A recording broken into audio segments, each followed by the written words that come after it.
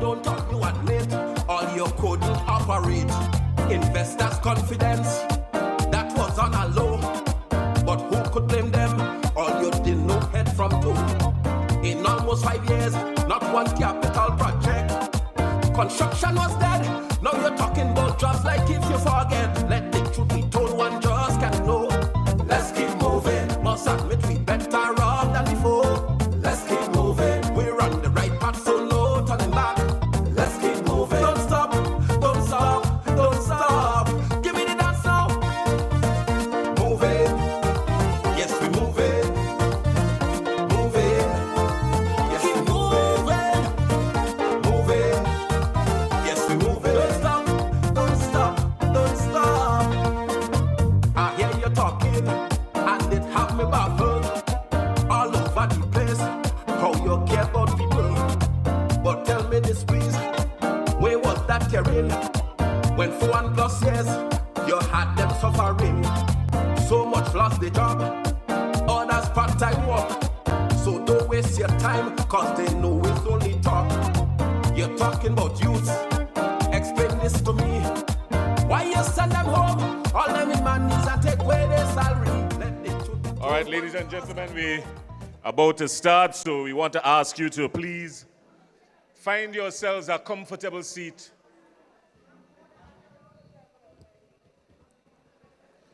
Find yourselves a seat, because we're getting ready to start this meeting this evening.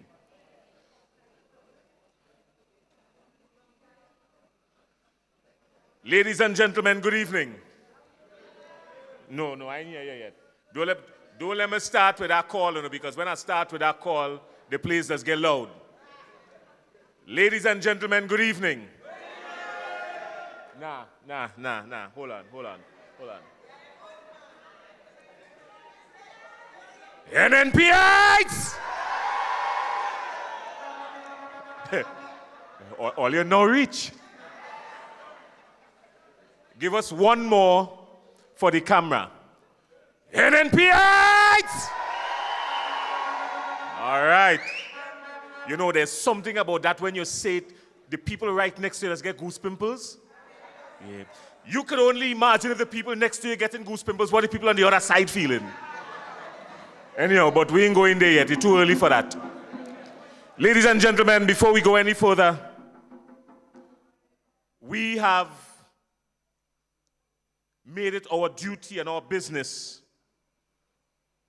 and our way of life in the new National Party to never, ever leave Almighty God out of the leadings of every single thing we do. And in the new National Party, we don't just talk God, we believe God. And when I start on these tones, I just want to preach, so don't get me going. But tonight, well, this evening rather, to lead us in prayer, to ask the Lord's blessings upon this meeting and on the people of this meeting and the nation of Grenada, Carriacou, and Petit Martinique, I'd like to call on Miss Rosalind Boris, who will lead us in prayer. Please stand as we welcome the Lord's presence.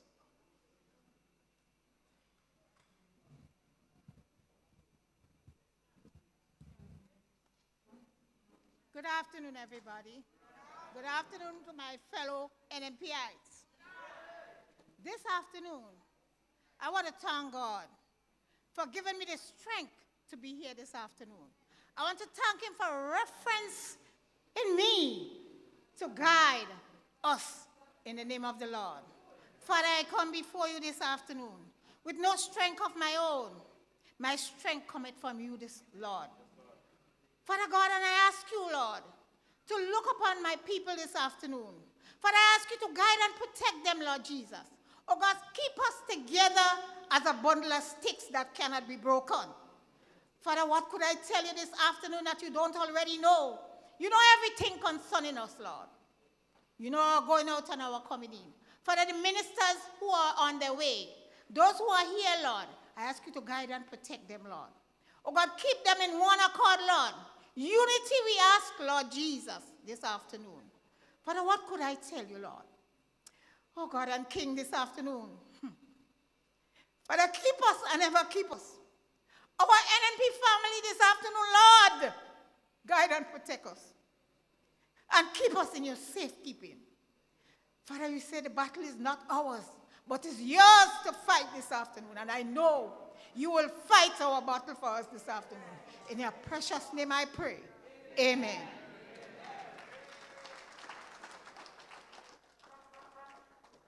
See, this thing look like if it go turn into a crusade. But we don't mind a crusade because we understand the power and the presence of God and what it brings. And we're at a juncture in our country where we need to continue praying for our nation. Ladies and gentlemen, we have to pay tribute to our country. And when we stand at these meetings, we don't just stand as members of the new National Party, as supporters of the new National Party. We stand as patriots to this beautiful land that we call home. And there's no greater respect than we can pay than standing and belching out the words of the national anthem. And tonight, we'd call on Ms. Jean Clark, who will lead us in paying tribute to Grenada, Carriacou, and Petit Martinique. Put your hands together for her.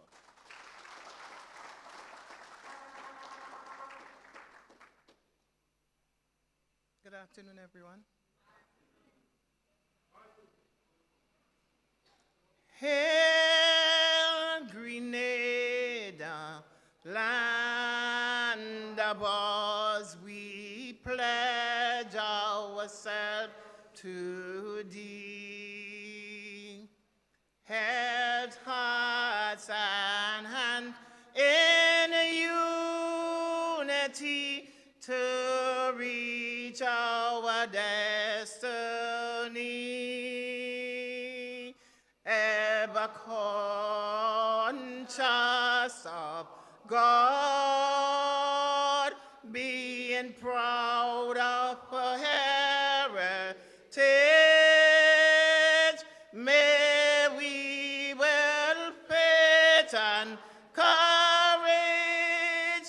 aspire, build, advance as one people, one family. God bless our nation.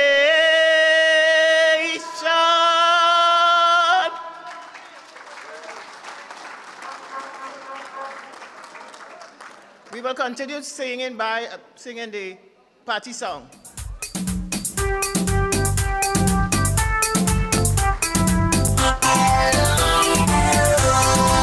Oh, you can count on me, working for my party. Faithful I will be. I will fight with all my might. Oh, you can count on me, working for my party. Faithful I will be. I will fight with all my might. Oh, you can count on me, working for my party. Faithful I will be. I will fight with all my might. I will fight with all my might. I will fight with all my might.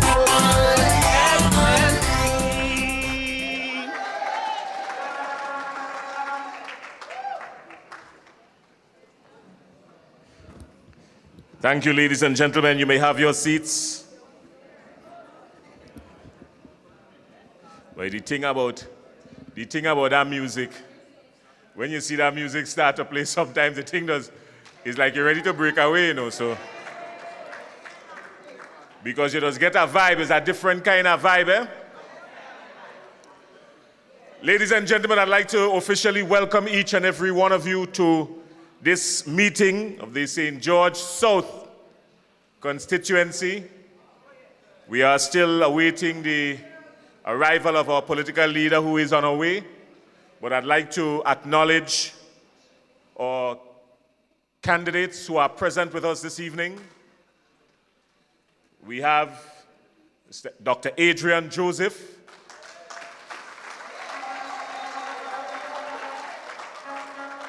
No, let me tell you something. No, let me start over. We have Dr. Adrian Joseph. Right. We have Mr. Troy Noel from the town of St. George.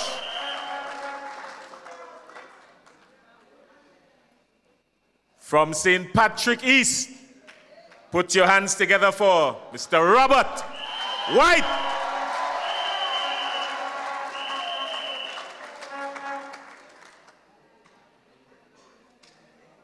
Ladies and gentlemen, I was getting nervous when I had to introduce her because it's my real good friend. And we go way back since before politics. So I go keep it simple. Put your hands together for the lady with the axe that will chop down the tree in St. David, Miss Nolene Thompson.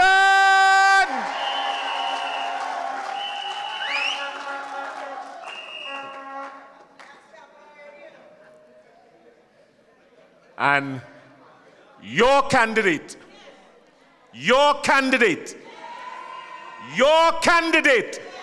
for St. George South, the man who go in and make sure that all the the man, put your hands together for Mr. Christopher Diale.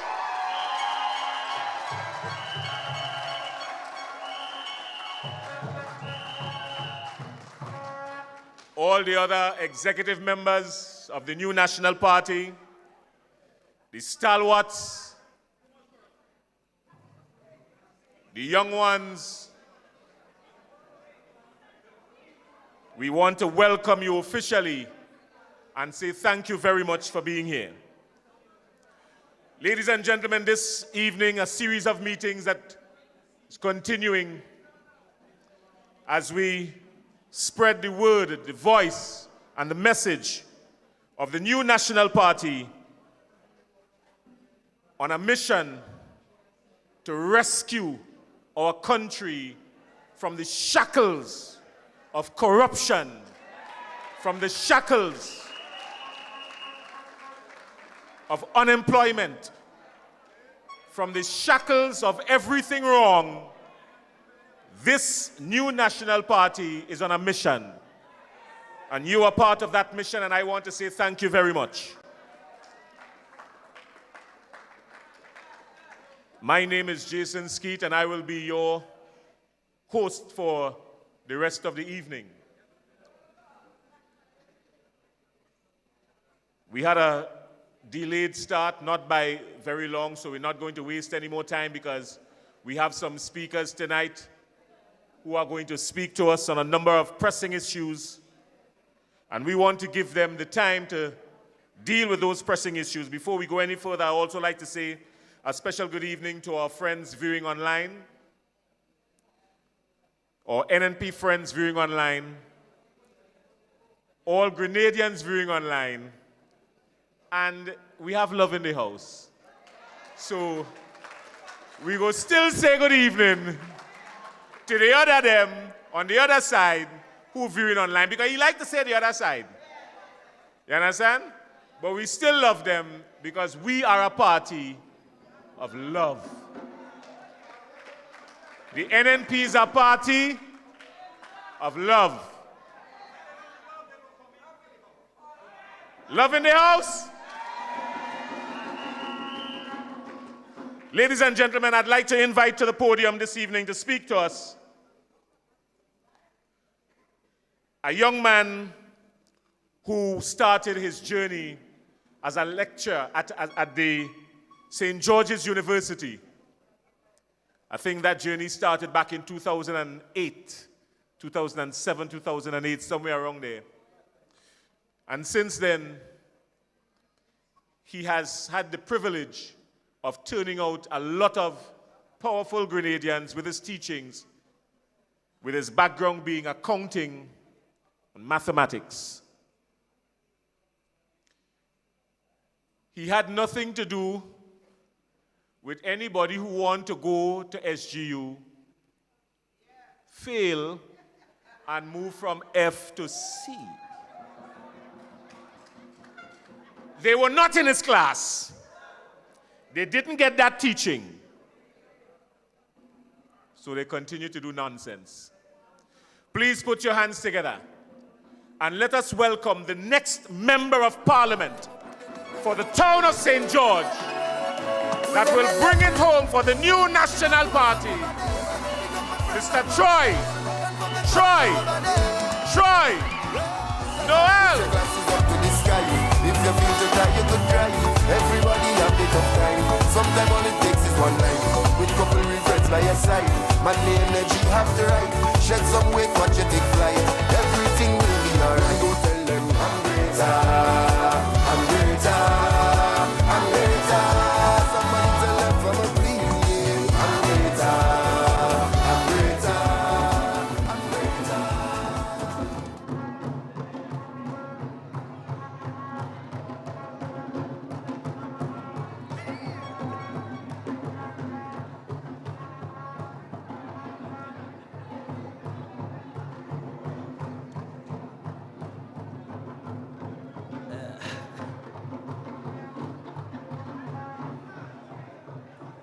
Good afternoon, folks. NNPites. Now, every time I'm invited to speak, I normally get a little bit, I have some nerves now. Yeah? However, though, I'm getting there. I'm getting there. Good afternoon to the proud people of the Great South. Some say it's the business capital of the country, isn't that so? I may have to agree, just a bit, because they're competing with town, so, just a bit. Warm, cordial greetings to you and your candidate. The town of St. George is a community.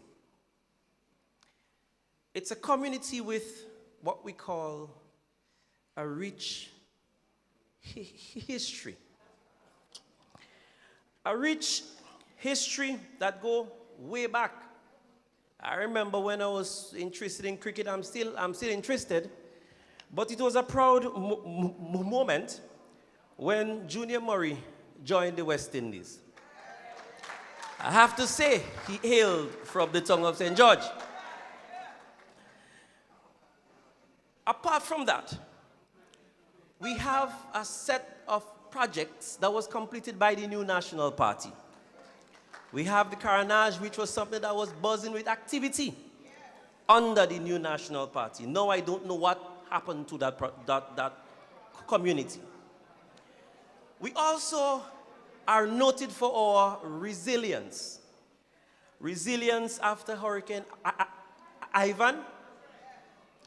Resilience after the many floods that would have ravished the area. We are also noted for our unity. That unity that was sparked after Ivan, most likely, and especially with sports. The tongue of St. George is full of talent, especially in football, basketball. Yeah? And now, sad to say, we yearn for good representative. Representative that is either distant or non-existent. The people have fundamental problems. One of those issues, I would say, is the attention being placed on the tongue of St. George River mitigation problem. This is passionate to me because I have been there. I have seen what happened. And I've also seen what was supposed to happen under the new National Party, where that flood mitigation project was something that we look forward to. It is a sad case that that project had to stop. That dilemma was not supposed to happen in the first case, if that project was completed. It is with sincere thanks, though, that I express to the government that try their best to start to clean up the area. I have to say thanks. But you would agree with me that enough is not done.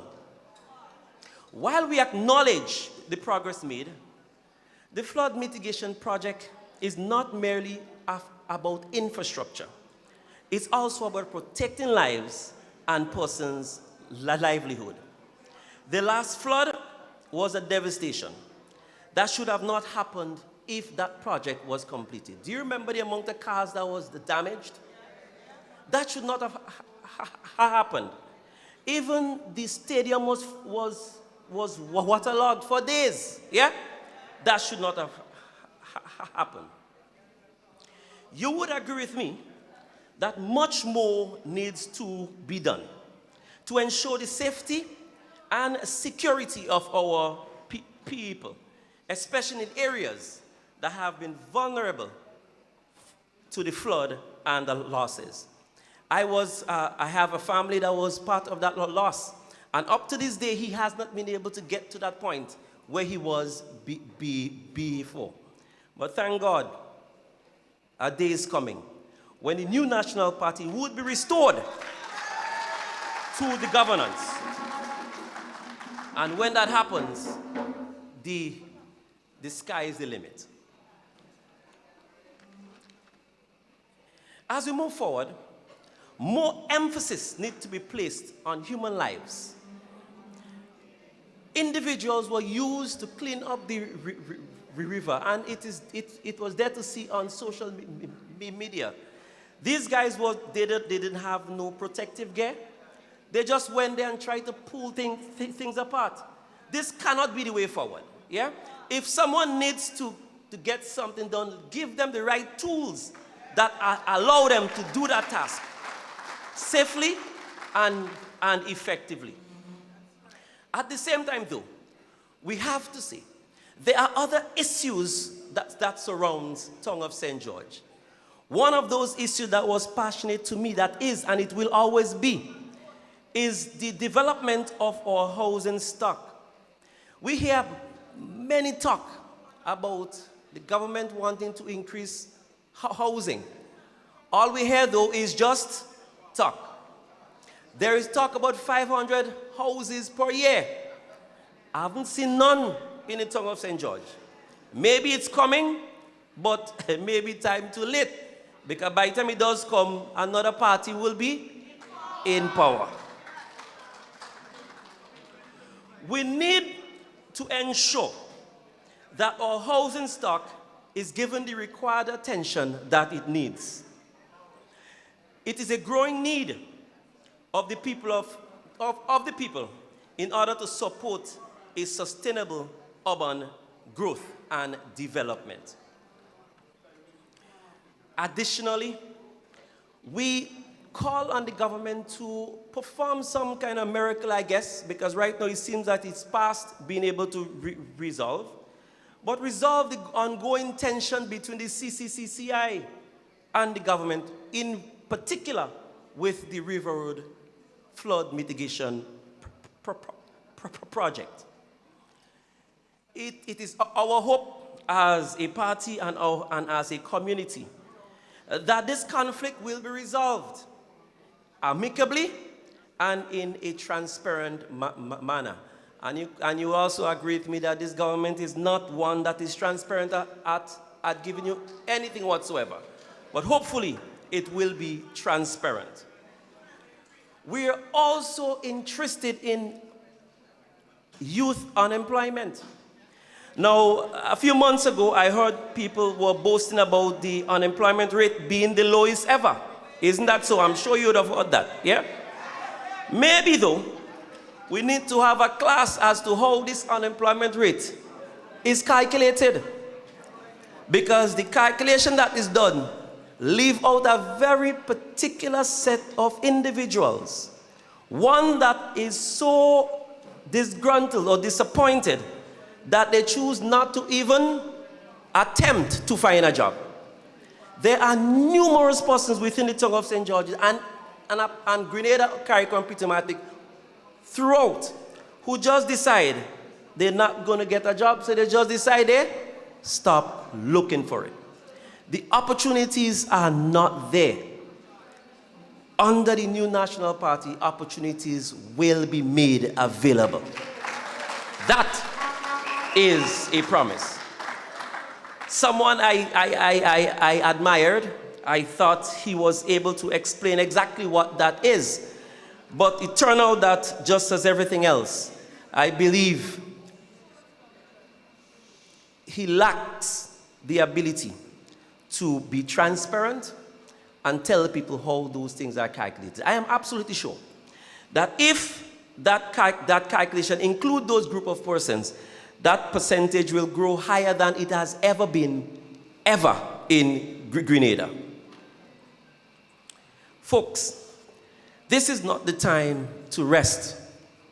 This is the time for us to get up and get.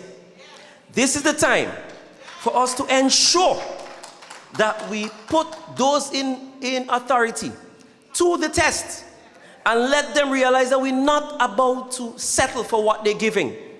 We can't. We have to. We must. We must hold them accountable.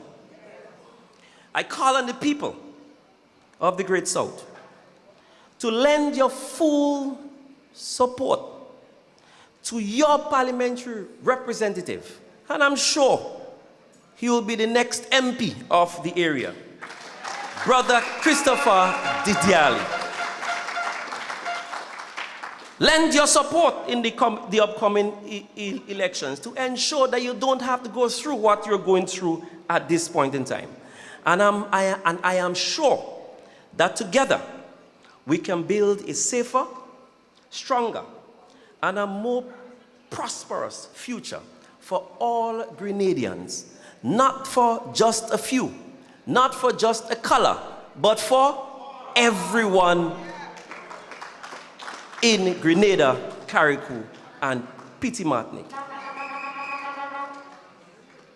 Folks, this is testing times.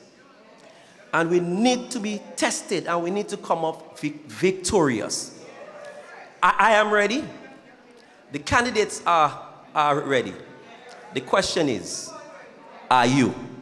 Thank you very much.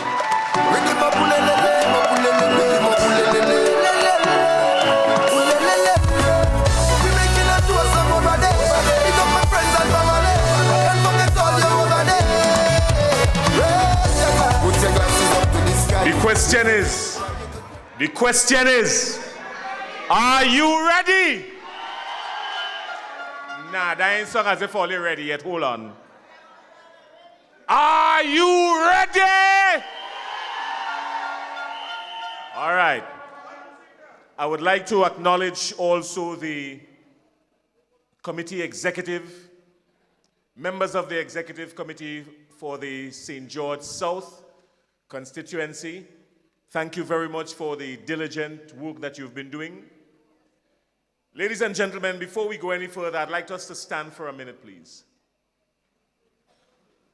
Because this new national party is a party that has been built on the blood, sweat, and tears of a lot of people who sacrificed their time, their effort, and everything else.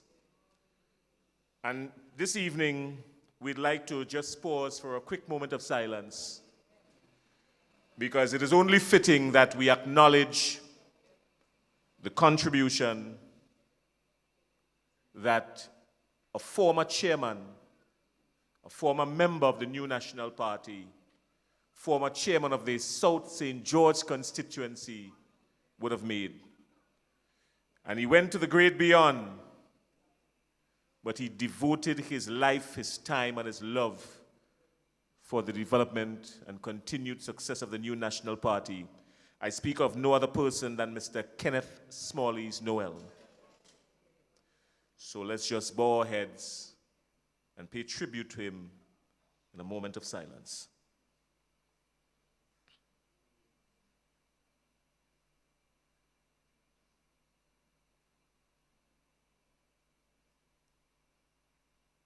May his soul rest in peace, and may he rise in glory.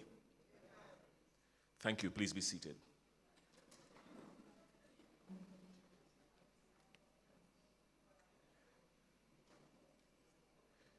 In addition to everything that we have going on, I just want to remind you, because I'm seeing some notices coming in, and it is important that I remind you, Dr. Julie Dubois, I just see you, Lord have mercy, you look so young, the darling, I know. That young soap you're bathing with, it had to be a Chinese that making that soap. You bathing with a soap called Youngin. Tell us where to buy it.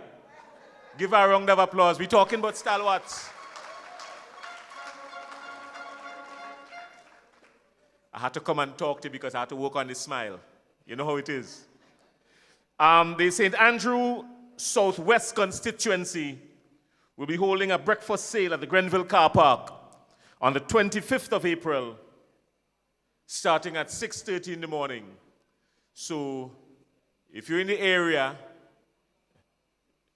pay them a visit. And if you have nothing doing and you're from town, you're from the south, drive up, talk to me, we go make a line. And we're going to go up at the Grenville Car Park and support the St. Andrew Southwest constituency.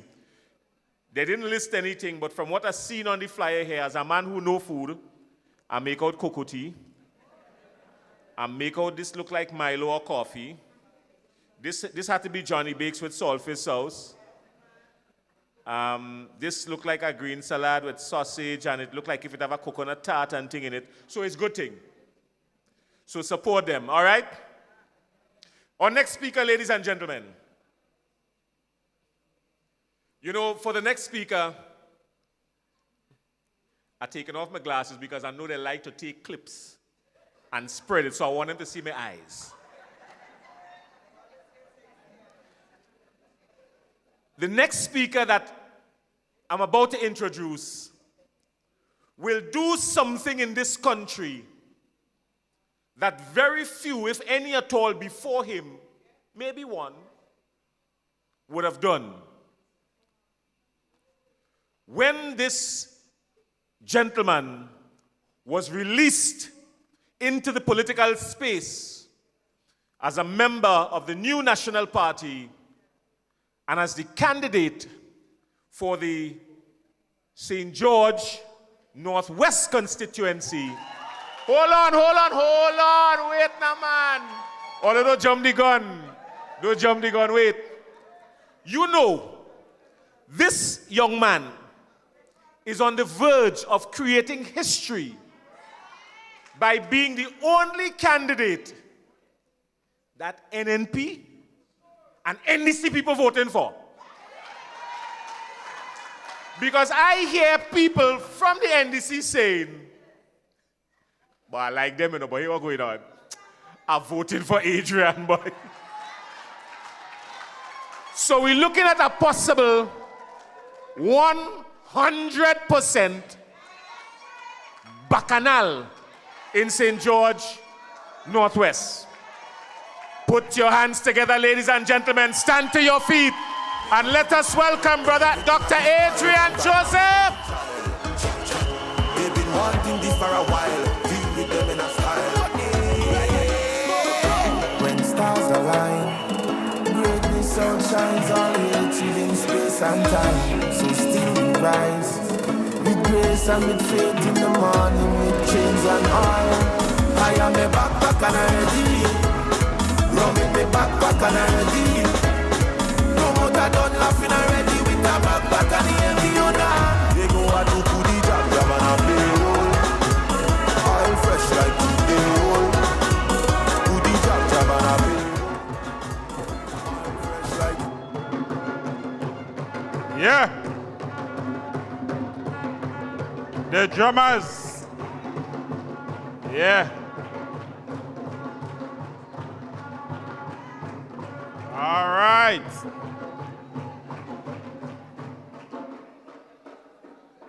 You see this master of ceremonies? He calling NDC supporters' name as my support. He making me the target of NDC. But it doesn't matter, friends. Why? Why it doesn't matter? Jason, my brother. Why it does not matter? Why? Because we have love. Nah. I want you to stand on your feet. My NNP supporters, those who can. Let them know we have love in the house. We have love in the door. We have love in the window. We have love under the house.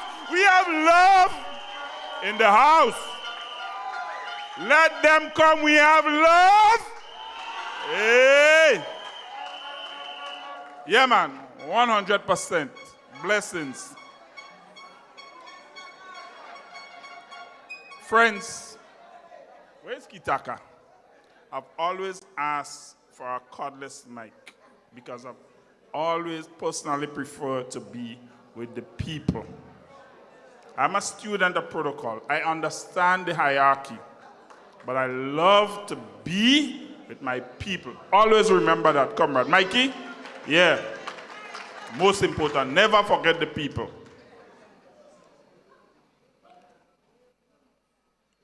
My fellow candidates, according to protocol, the executive members of the new National Party, my friends and comrades, blessings. I see my sister from the New York chapter, Kathy Albert. But most important to me is the people of the South St. George, the people of the new National Party, who are serving and giving so much for this party. Friends, I am here tonight, but I have to say something to you. I am not well. I have some bad news. I'm feeling a bit sick, Brother Diali. And honestly, it's not because of something I ate. It's because of something I saw and I heard. Friends, where is my friend Kieran Graphics? Graphics, from here on out, we have to roll together. Friends, on a popular radio program recently, the Prime Minister, our Prime Minister,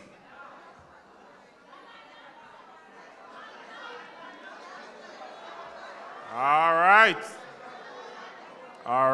I love that. This is serious now. This is serious now.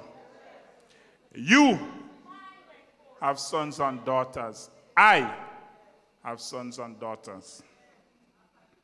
And our Prime Minister decided, in his wisdom, to take some snide remarks about people with PhDs. This man decided to take some remarks at education. It does not affect me personally. Where is Jason? Not at all. I've worked for mine, I can tell you. I've researched.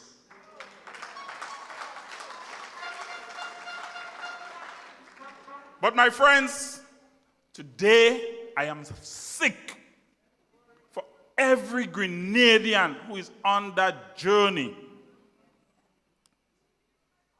who are making sacrifices. Kathy, you understand? They are putting in the work. Those of you with children would see them after midnight under that midnight oil. They are trying to become the best version of themselves. I know what it takes, trust me. I've done it. So, for the Prime Minister, friends, our Prime Minister, to take a swipe at education in this country, and in a time when we are suffering from brain drain, and you know how serious it is? Because this Prime Minister has run to Africa with his friends to collect whatever else, and in addition, to bring nurses to this country. So we have serious brain drain. For him to take a swipe at education at this time, instead of encouraging our young people to go as far as they can. My friends, it is not only disappointing, it is not only unfortunate, it is reprehensible. I have to ask, because I know what my mother told me. Everyone, including me, I want my children to educate themselves and go further than I have done in my life. And I say here tonight, whether you're NNP, DPM, or NDC, you should take note of what the Prime Minister has said. Folks, listen to me. Jason, you're hearing? In all honesty, if you ask me, and I'm a force of one, the Prime Minister should be ashamed of himself.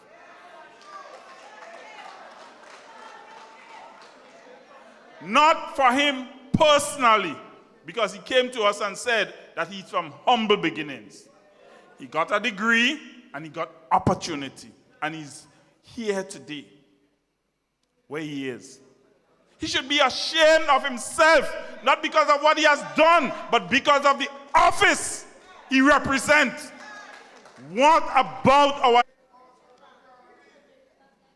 This gentleman called a PhD, something that you have to work night and day for. What do you call it? A player hating degree. So let me tell you, I am a student of research. I grew up in protocol.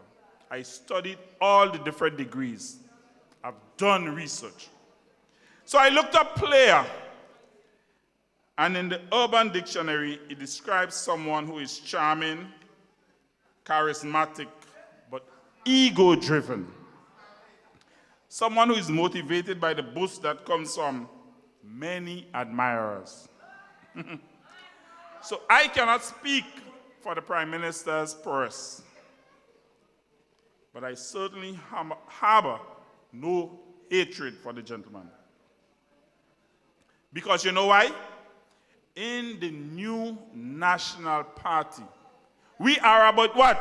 We are about love in the house. We don't deal with hate. I want you to say it loud.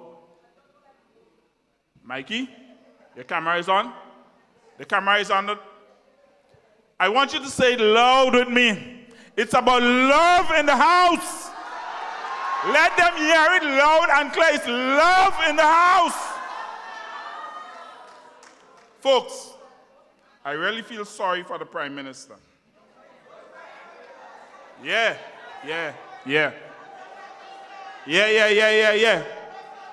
The gentleman is probably feeling left out.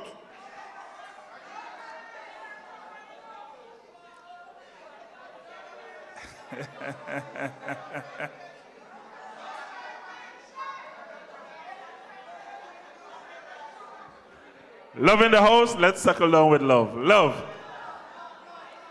Dear Ali, you asked me to bring a rally speech. I love your brother.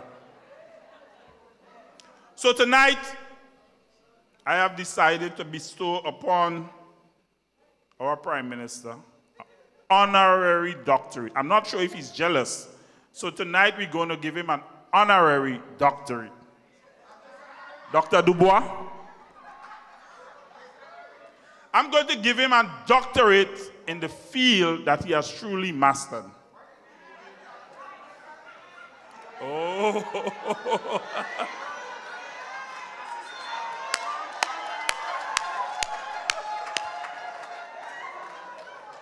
Ladies and gentlemen, we are pleased to award the Prime Minister an honorary doctorate in mismanagement. After tonight, he should refer to himself as the doctor with a PhD in mismanagement. If he wants to call it a player-hating degree, it's up to him in mismanagement. Yo, and guys, I'm not just giving him that, you know. We are dealing with the research and the receipts which are clear before us.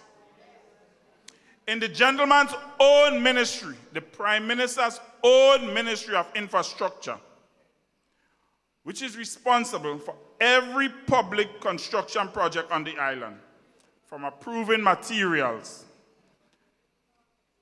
standards to signing off on every payment. Before, my friends, any contractor sees a single dollar, this Prime Minister, our Prime Minister, admitted to accepting substandard work. All right. So friends, when substandard work ends up on our roads, the Prime Minister is saying to us, his signature is already on it. Mismanagement. For the Catholics who are here, that should be a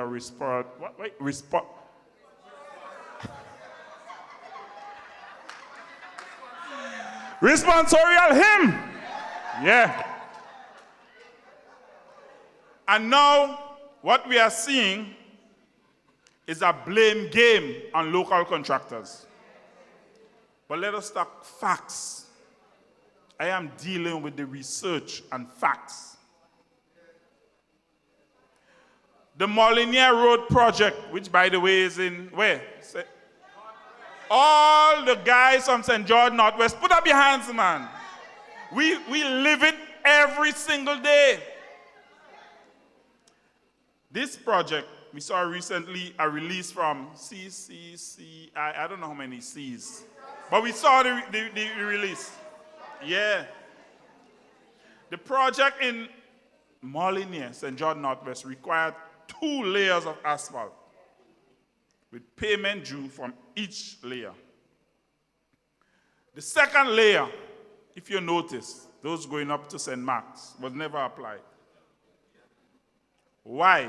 The government never paid for it. It's not the contractor. The government, with the doctorate in mismanagement, never paid the contractor. And we know the contractor is not aligned to this party, right? So we know what's going on behind the scenes, huh?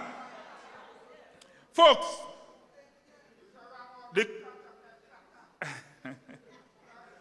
love in the house.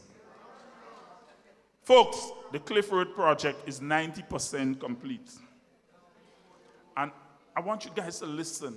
Out of $16.5 million, the contractor only received $4 million.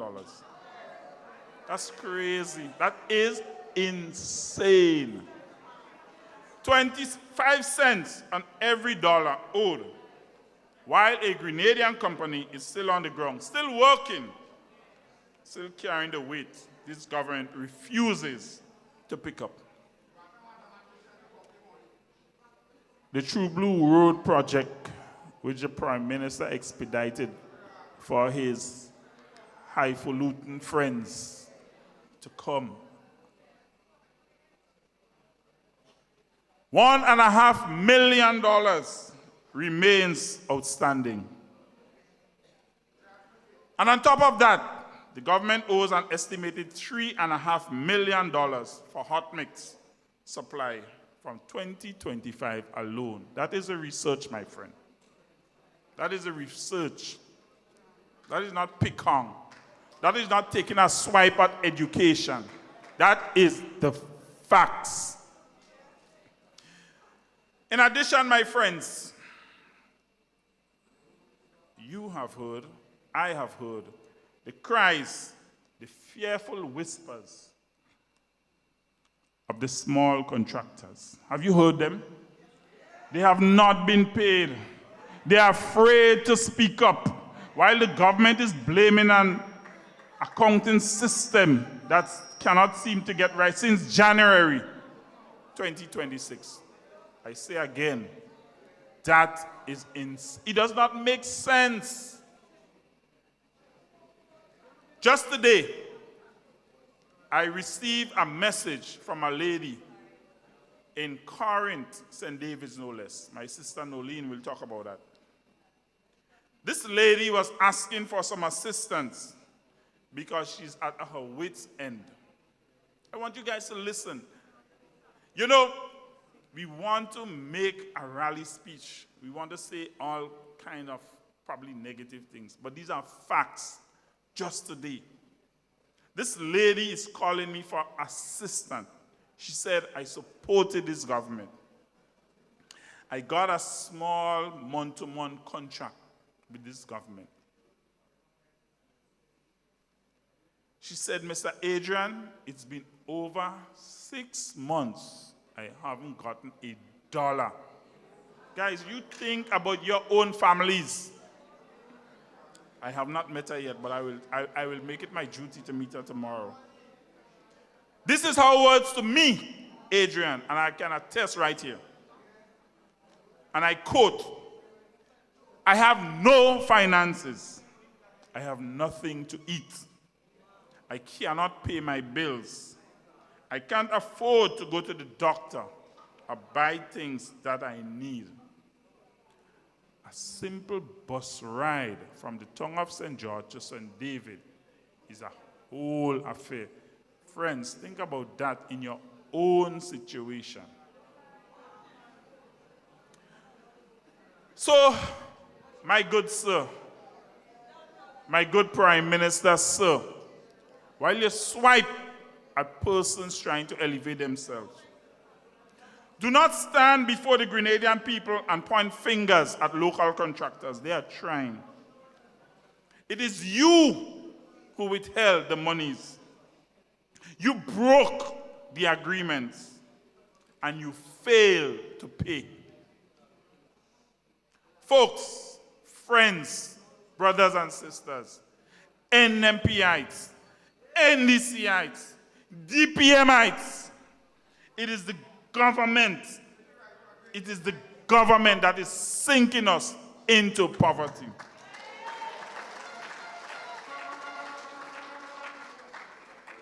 The incompetence and hypocrisy are right there in black and white. And it is the ordinary Grenadian. It is us. It is you. It is me. It is the busman in the terminal that is feeling it. It is us driving through the dust.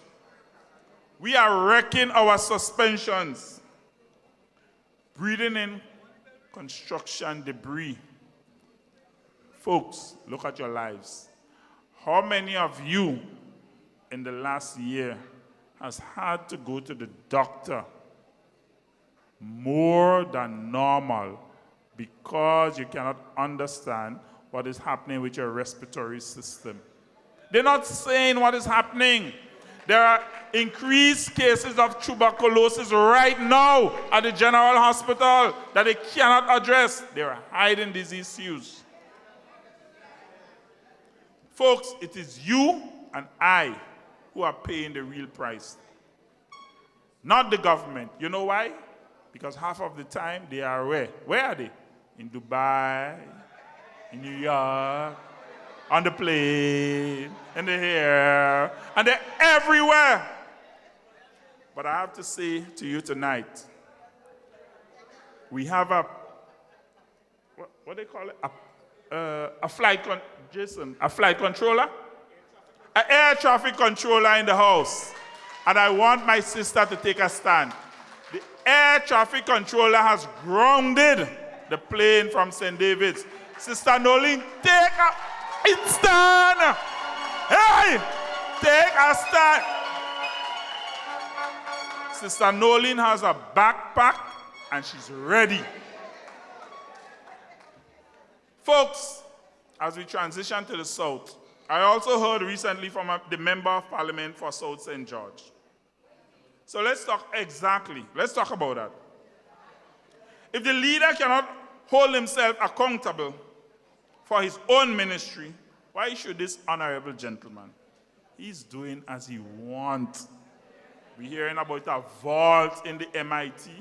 We're hearing about contractors getting tips from government monies. He's doing as he wants. Friends, despite what he utters are angled photos and videos shared, there is not one meaningful, and I want you to stay on point, there is not one meaningful completed project he can point to.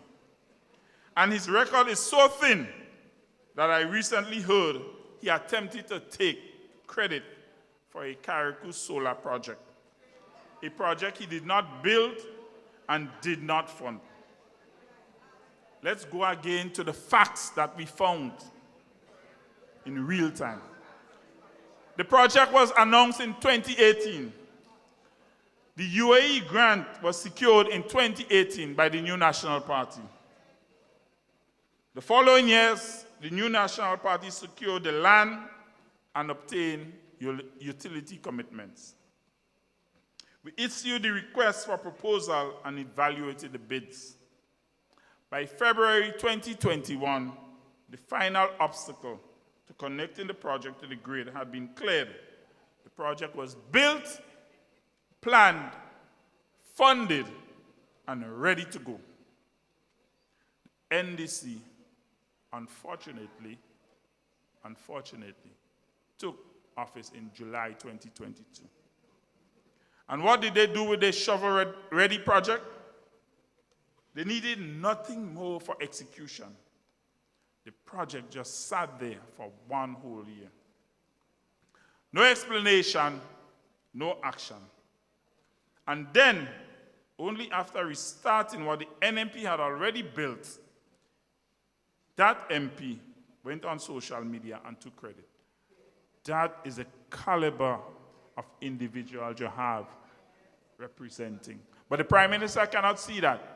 He can see persons who have earned their PhDs honestly as player-hating, but he cannot see the person who are stealing the project from former administration.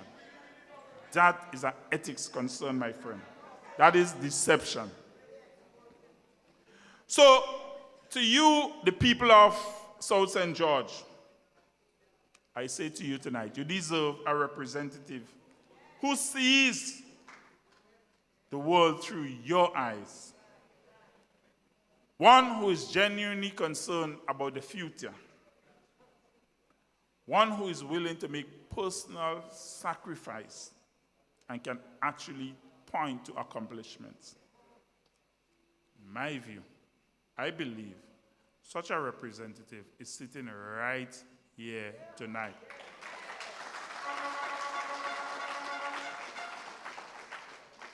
And if I have any credibility, I will ask you, the people of the great industrial South, to support such a representative, to think carefully about your own future and vote for someone who will make a real difference in the standard of living for the people of the South.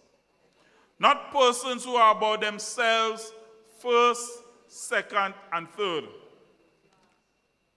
I want you to think about your own development, friends. So, brothers and sisters, I wish I didn't have to speak on infrastructure. I see my brother from Carriacou, the former guy from NNP. Brother Cox, come to the front of the class, man. Put your hands together. The people of the Great South, love. Love in the house, man, love.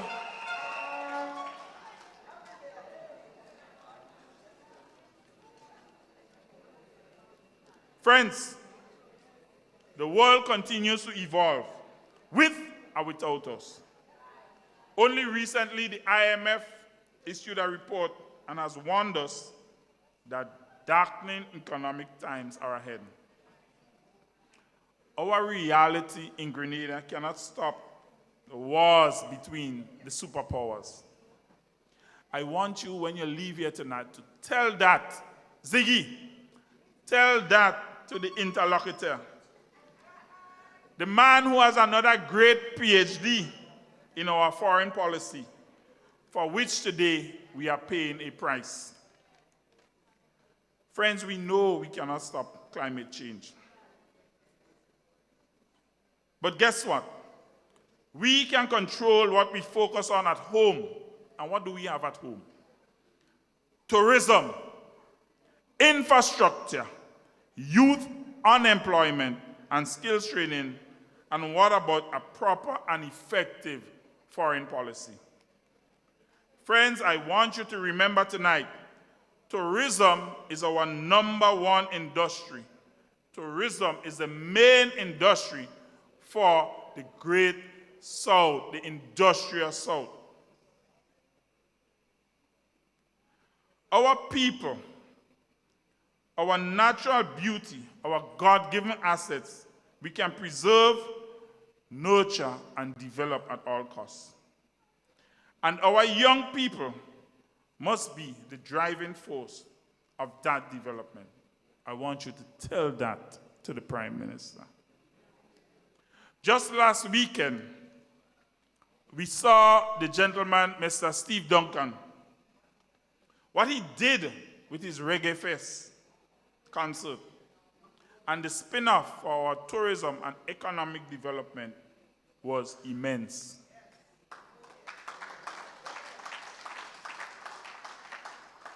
Encourage our people, Mr. Prime Minister. Don't try and mock them or pull them down, sir. They are trying to do something for this great country of Grenada, Carriacou, and Pidi Martinique.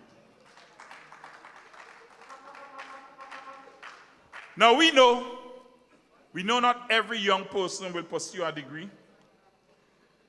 Traditional schooling is not for everyone. That is fine. Vocational and skills training are just as important. Because guess what? Everyone deserves a chance to become the best versions of themselves. Mr. PM, I say again, sir, support them. Sir, while you are mocking educational achievement, youth unemployment in a national crisis, and this government has treated this high cost of living issue as a footnote. The Imani program needs to be rethought, sir, from the ground up, which you have destroyed. Artificial intelligence, it is reshaping how the world works. We cannot afford to be left behind, sir. But instead, friends, our goodly Prime Minister is out there mocking your sons and daughters who are just trying to elevate themselves like he himself did. Do you guys remember the Prime Minister came to us and said he's from humble beginnings? He got an opportunity. He took full use of it. This government, as we have seen, have done nothing for education. And now I understand why. Because why? The Prime Minister clearly does not see it as important. I want the Great South to say to the Prime Minister for me, we are watching, sir. The youth, the young people, your sons and daughters are watching his behavior. But guess what? In this house, on this side, we encourage them pursue your dreams at all costs. Yeah? And if you need support, the new National Party will always be here to support your dreams and aspirations. So where are we on the world stage as I close? While this government was playing hide and seek with the United States over the radar issue, our citizens are now being the ones found out. My goodly sister Emiline Pierre says, Adrian, you can speak on foreign policy, foreign affairs. Friends, today, Grenadians need to pay up to $15,000 US just to travel to the United States. I don't know how you feel about it, but it is insane. We are talking about $15,000 US, my friends. That is a door slammed for our vendors, our fishermen, our single mothers, and our family and friends. The Prime Minister and his friends might be able to afford it. But the ordinary Grenadians, I can tell you, it's pressure. And friends, this is a direct consequence of a government that does not understand foreign policy. I've spent 20 years in this field. They do not understand how bilateral relationships are maintained. Friends, in today's geopolitical climate, small island states cannot afford to be careless with their international standing. So, tonight, do me a favor. Let them know that the NNP understands the global context. Let them know that we understand that Grenada's strength abroad depends on consistent, principled, and proactive diplomacy. Friends, we have the experience. We have the relationship. We have the track record. Brothers and sisters, we have walked into those rooms with credibility and walked out with results. So today I say to you, Grenada deserves leadership that protects its citizens, opens doors for its people, and keeps the nation respected in the international community. And most importantly, Jason, I want you to tell the Prime Minister, yes, we have a doctor for that too. Yeah. So, as I close, South St. George, what do we say? We say enough is enough. Incompetence is not a laughing matter. When the people are suffering, the Prime Minister had to show empathy. Grenadians and Grenada deserves better. And the new National Party is ready. Friends, I want you tonight to remember the song, the words of our song. Just in 1 minute, I'm finishing 1 minute. I want everybody to stand. Stand up. Remember the words of our song. And I will fight. Yeah. Folks, I need you to carry that. That fire from the house. You can have your seat. I want you to bring it to every corner of the South because we have a lot of work to do in the South. I want you to register your friends. Register your aunts, your uncles. Canvass the list. And I want you to let them know there is love in this house. The door is wide open for a brighter future.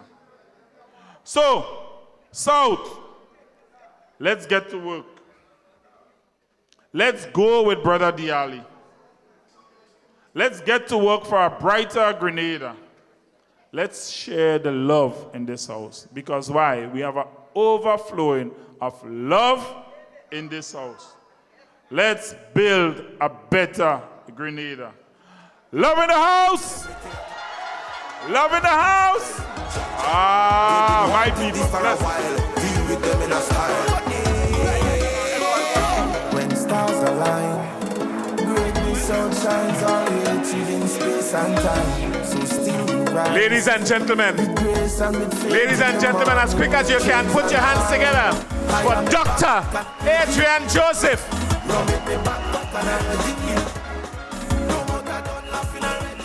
Ladies and gentlemen, I grew up in church, and there's a scripture that says, he who when called to speak, speak short, shall be called again.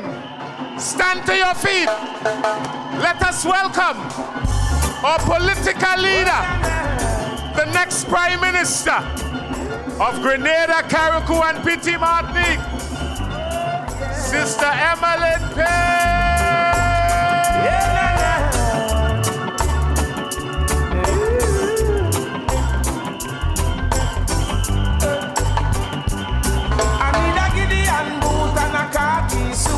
Stand out in a battle and I represent the truth. Me nah go stay a road and see bad things and keep me out from you. I got that strong reggae. Thank you very much. Thank you very much. This is a good time for me to remind you that the St. Andrew Northwest constituency, the St. Andrew Northwest constituency, that is up by Teacher Lisa and them up there. We'll be having a barbecue luncheon on April 30th, starting at 12 noon.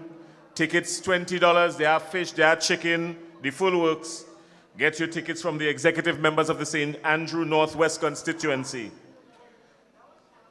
Or you can call 414-5121, 414-5121. Ladies and gentlemen, let's bring on our next speaker. Our next speaker, she don't have a PhD yet, but she's qualified in making sure that flights from Grenada are regulated and keeping people on the ground to do the work that we elect them to do. And they still ain't doing it, but she gonna come to talk to us tonight. I want you to put your hands together for the next Member of Parliament for St. David. The next Member of Parliament for St. David, Sister Nolene Thompson.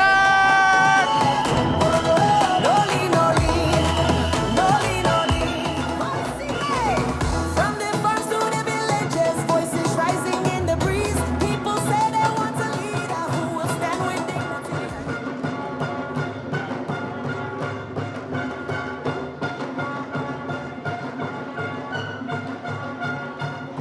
Thank you. The drummers just killed my song right there. Tonight we was launching my song, and I think I want you to play it. At least 5 seconds. Oh yeah, oh yeah. Hear the people calling. Everybody rising. Nolene, Nolene, Nolene, Nolene. My city. From the farms to the villages, voices rising in the breeze. People say they want a leader who will stand with dignity. Walking through the community. Thank you. They get a taste. They're gonna get the rest later. Our political leader, Honorable Emiline Pierre, and my colleague, caretakers, members of the executive, people of the South, and those of you who are online. First, let me say how extremely happy I am to be here with you tonight, standing with my colleague and my friend, Christopher Diali Jr. You know, since we both started this journey as caretakers and now candidates, Chris and I, we really hit it off In fact, I say he's like my little brother. Now, I hear people often refer to him as bougie. I want to say a really quick story about this bougie, because sometimes Diali would come pick me up to go wherever we need to go, and he showed up the first time with a van. And I had to wonder if this person really came for me. I had to look to see who it was. Now, if you saw the van, you'd understand. And we named it Betsy. Now, Betsy, when you're inside Betsy, you're sweating for days. And to exit Betsy, you have to wind down the window, put your hand on the outside, and open the door from the outside. But the worst part of this is the seat that is broken, and you're consistently in a reclining position. And I joke with him all the time, and I say, I'm a married woman.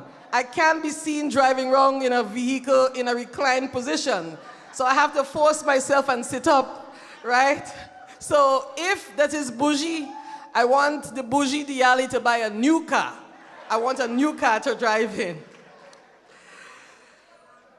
Now, to get serious, Diali is one of the most grounded and thoughtful people you will meet.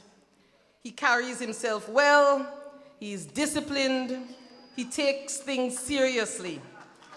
And behind all of this is someone who genuinely cares about people, someone who listens, someone who wants to serve. And the reason for this is simple. Chris understands sacrifice. Yes, he may have grown up a little bit more comfortable than some of us, but that didn't happen by accident. That happened because of the hard work and sacrifice of his parents.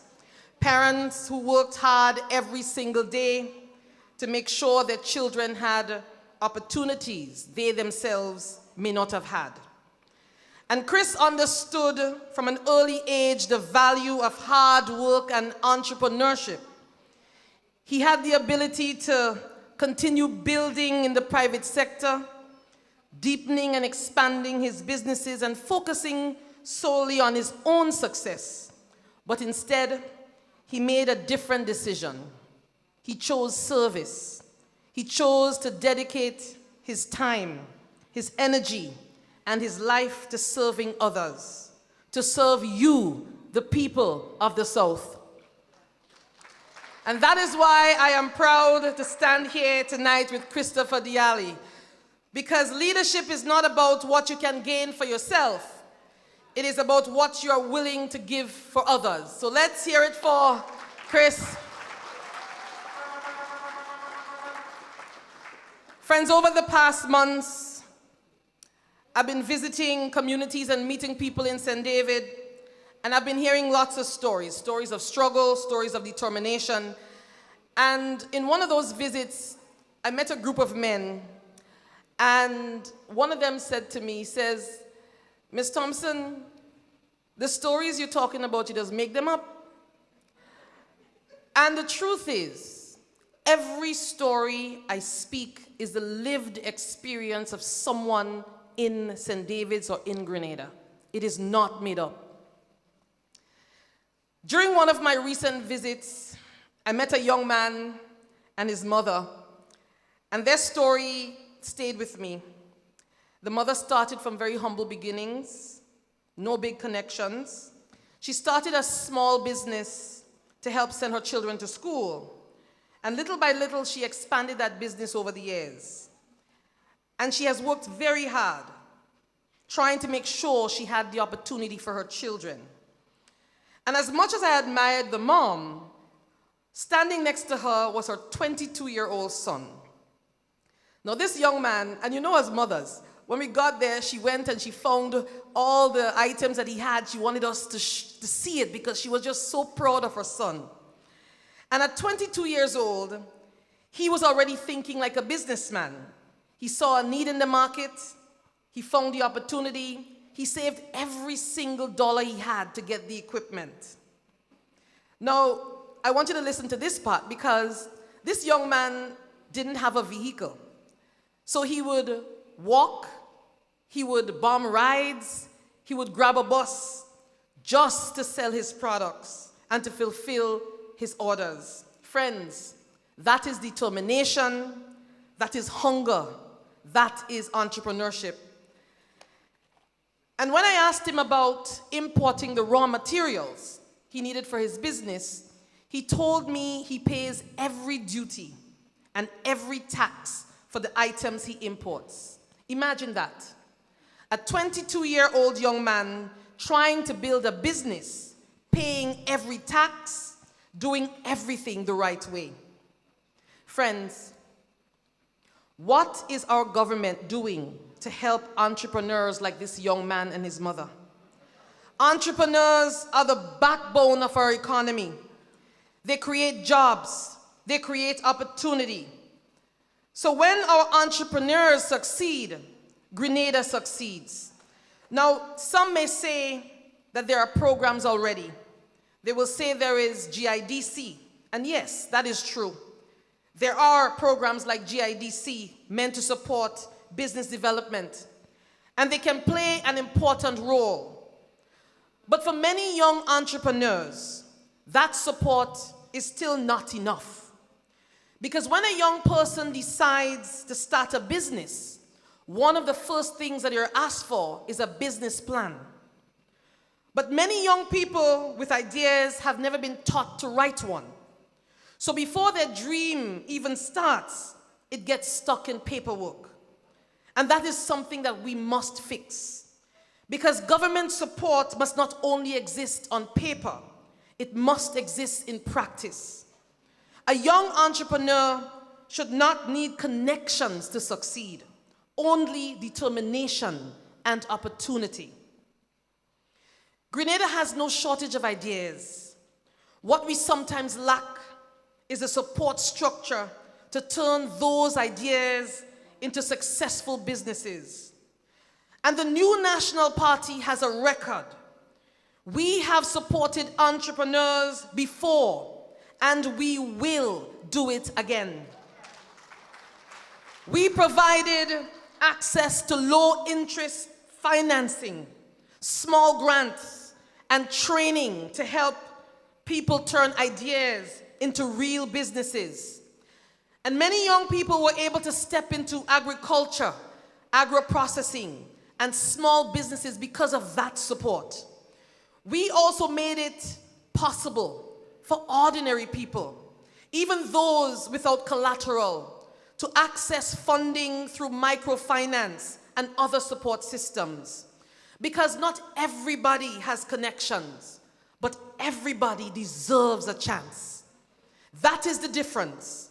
We believe entrepreneurship must not work for a privileged few, but for every Grenadian willing to work. And that is why I feel confident in the team that the new National Party has assembled. Because many of us understand business. We understand sacrifice. We understand risk. And when you look at people like Brother Nolan Cox, people like Sister Amanda Japal George, Brother Alvin Dabrio, Brother Diali, and I'll include myself in the mix. We are people who understand what it means to build something, to take risks, to sacrifice, and that matters. Because leadership is not just about talking. Leadership is about understanding the real struggles of the people you serve. And friends, today the new National Party stands as a party in waiting, a team ready to serve, a team ready to lead, a team ready to put people first. Let's hear it for us, the new National Party.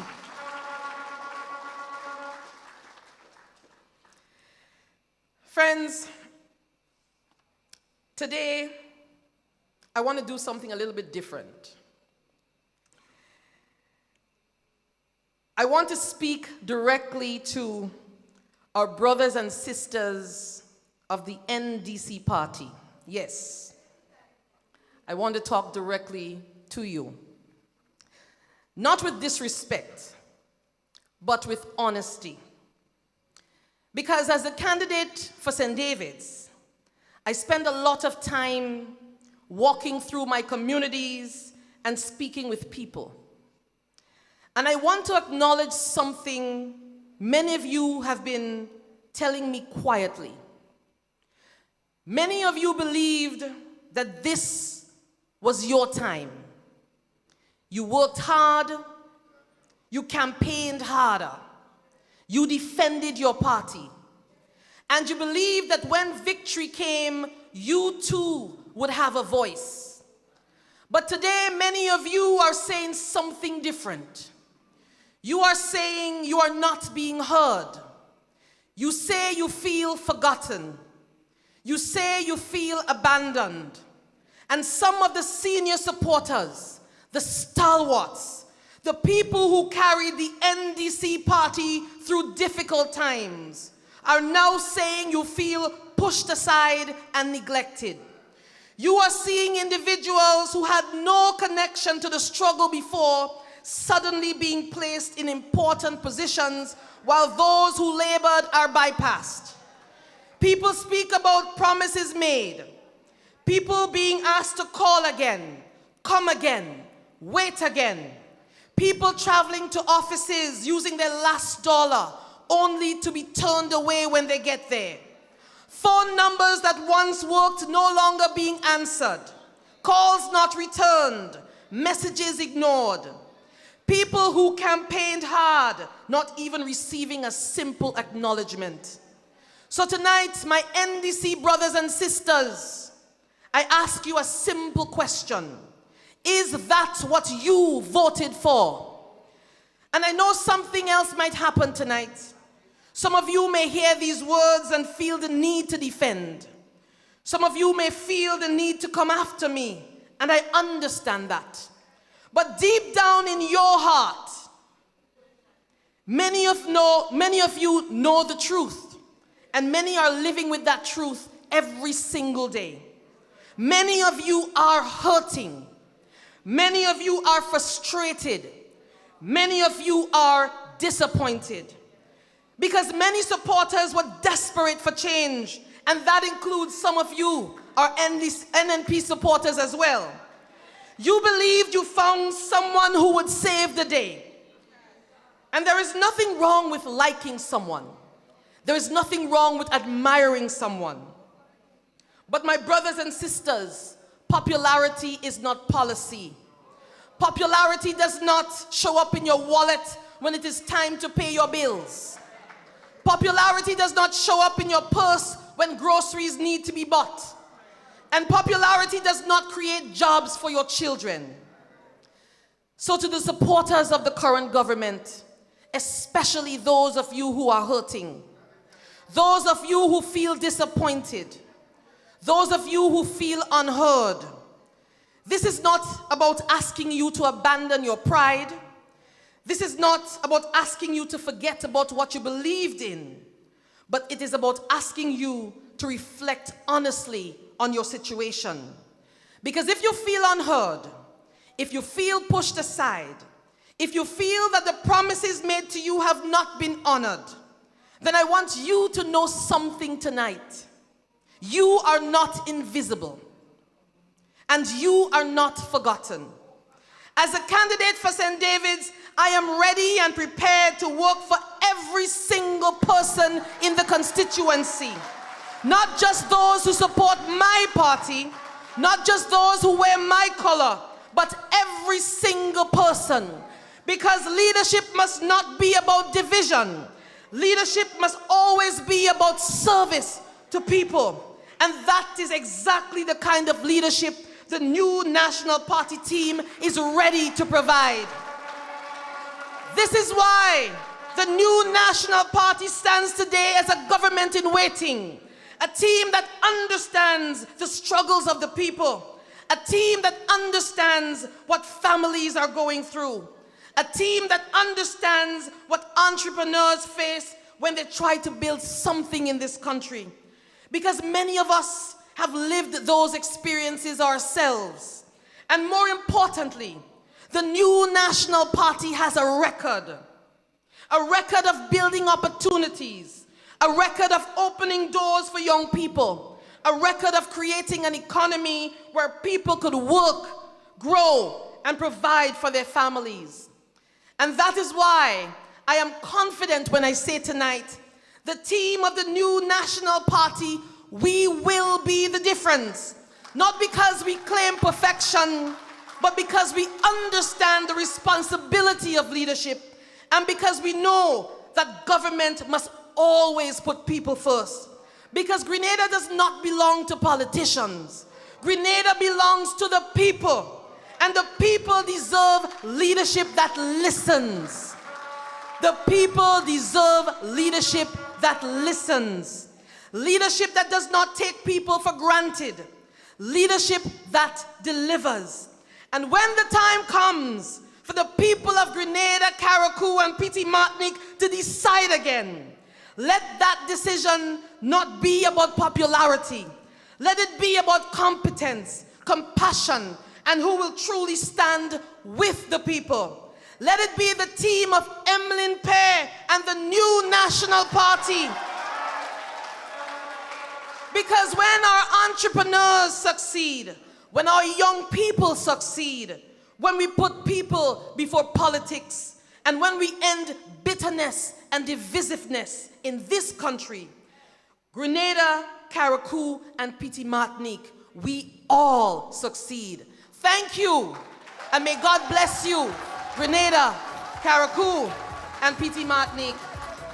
People call, she answering strong, standing for the many all day long. Nolene energy, feel the power in the streets. Nolene energy, rising with the people beats. Nolene energy, hope for every family.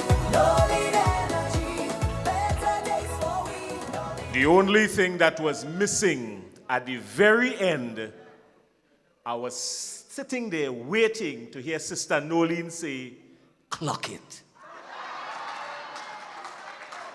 Let me tell you something.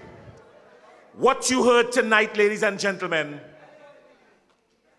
was passion, sincerity, honesty, and a commitment to serve.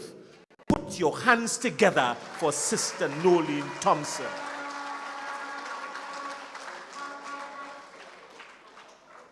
We press in and we had to press fast, but while we're pressing fast, I want to remind everybody that the new addendum has been released. We could come to all the rallies. We could make all the noise. We must continue to canvass that list over and over and over. Somebody must know somebody all the time.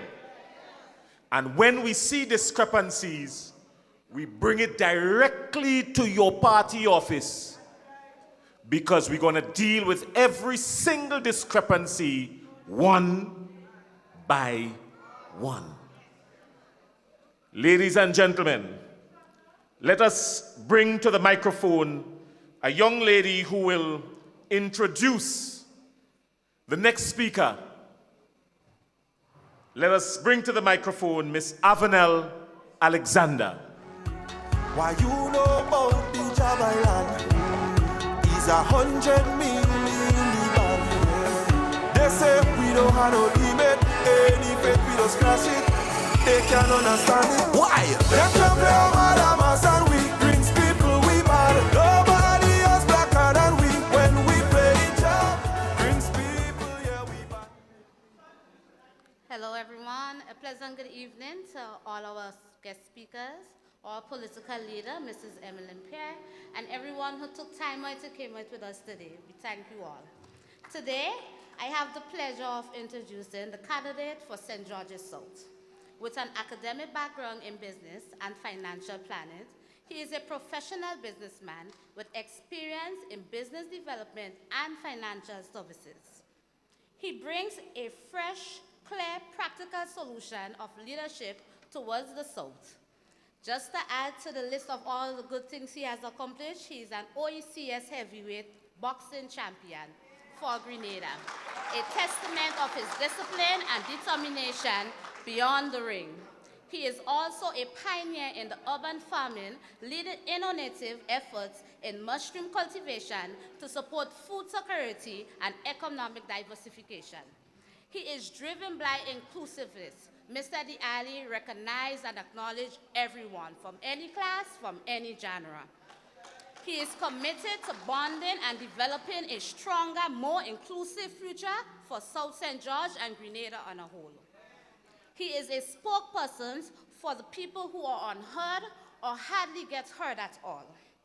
A strong advocate for the urban development, small business growth, and expanding Grenada tourism and entertainment sectors, whilst focusing on creating real opportunities for young people and working families.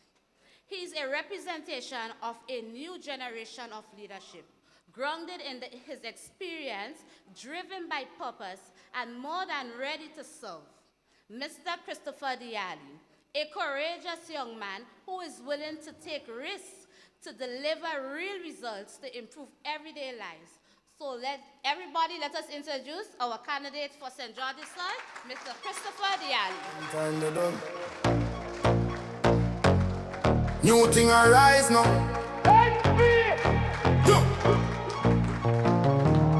NNP.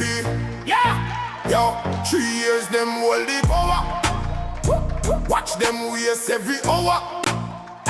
Light bill gone up, water bill skyrocket. While them full up them pocket. Road them mash up, hospital broken, empty promise. All them ever spoken. Young youth suffering, no work, no day.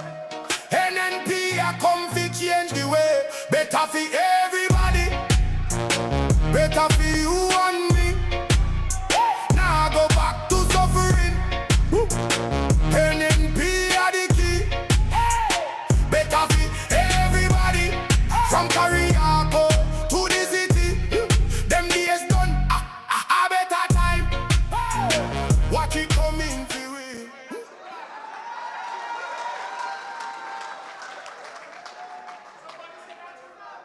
Good evening, good evening. That is just a snippet of what's ahead. My people of the South, my NNP family, for those Grenadians abroad and at home tonight, good night and welcome. Now, after listening to my colleagues tonight, I would just like to say right now, I'm extremely proud to be a part of an organization where I'm next to you guys. I know, Nolene, you have a special place in my heart, so you know, we good. Now, this is a team that is ready from day one. And I am truly proud to say that I am a member of the new National Party.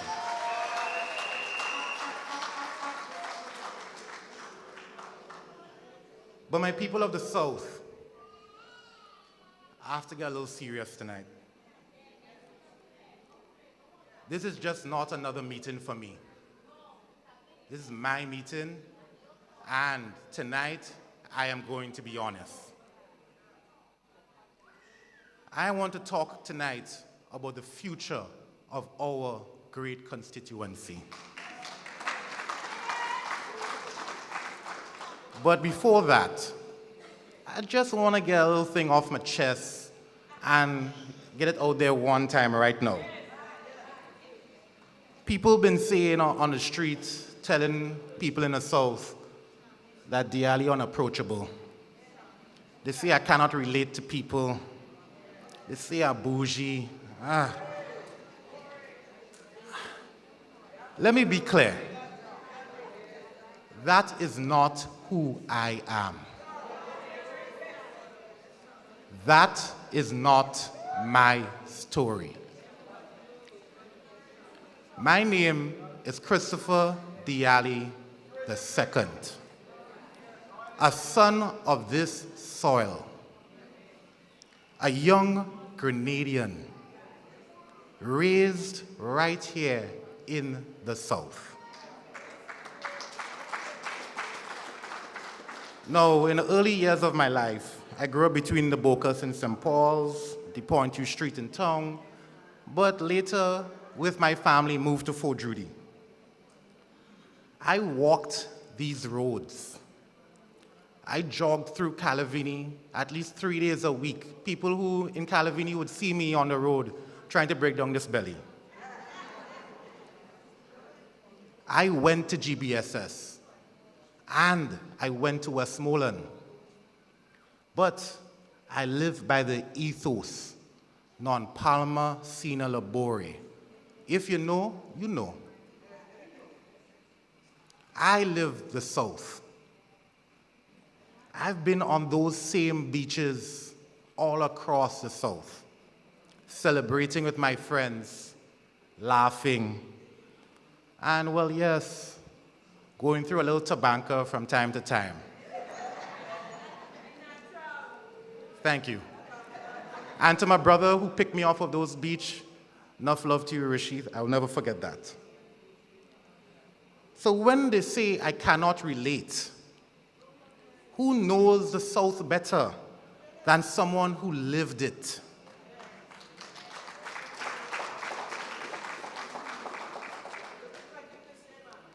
I am the product of two hardworking Grenadian people. My father's family is from St. Mark's. My mother's family is from St. Patrick's. And like many of you, they came to the South for opportunity. That is your story, and it also is my story. In my household, at my breakfast table and my dinner table with my family, to connect to my parents who are both very business and otherwise very professional people, I had to connect to them as a child, being able to talk the language they were speaking. So at a very young age, I listened to all the Senate speeches my dad made, all the different things that was going on in finance and business so I could talk to my mom about it. So when we sat at the dinner table, we debated ideas, philosophies, things that was happening in our country, and things to make our country even better. But when my father stepped away from public life and retired, he told me something that I'll never forget. I was kind of giving him a little talks on some stuff, and he kind of just laughed and quipped and said, "It is your generation time now, you know. It is time for you to step up." And tonight, in front of everyone here, I'm telling you, I am ready to step up.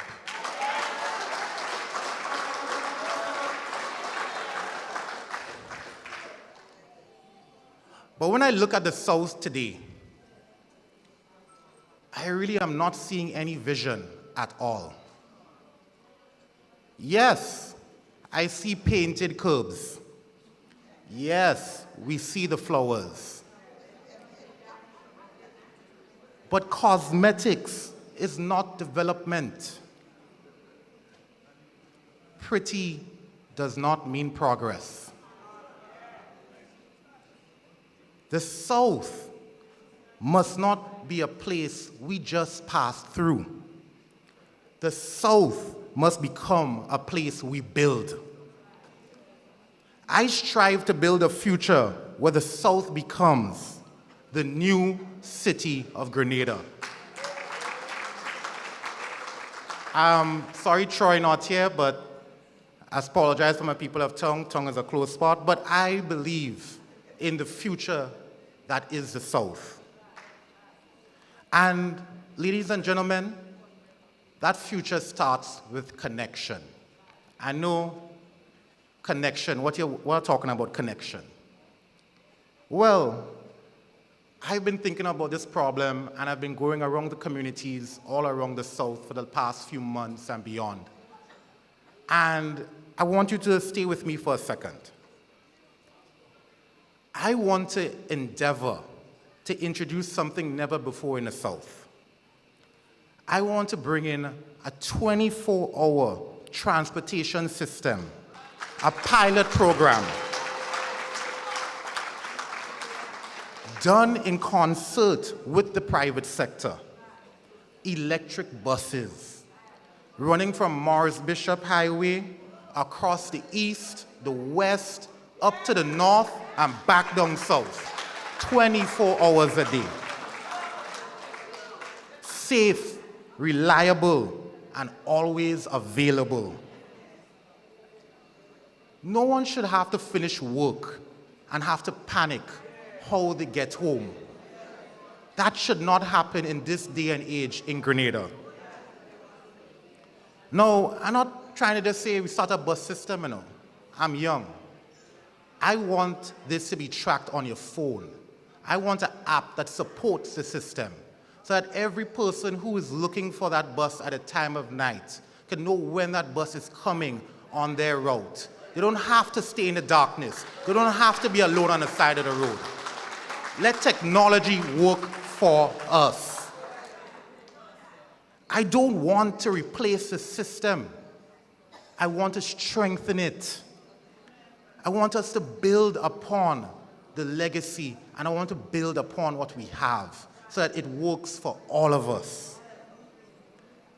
I want so that people can move all across the country freely so that opportunity expands for all of us. But movement and connection alone is not enough. We must also create a destination for our people. And that is why I am proposing in the South, we have the first entertainment district right here in the South. A space designed for people, a space designed for life. Imagine, stay with me, a place where families can come out safely, where you can walk freely. Parks, green spaces, areas for children, an amphitheater, live music, plays, cultural shows, local restaurants, cocktail spots, small businesses owned by Grenadians.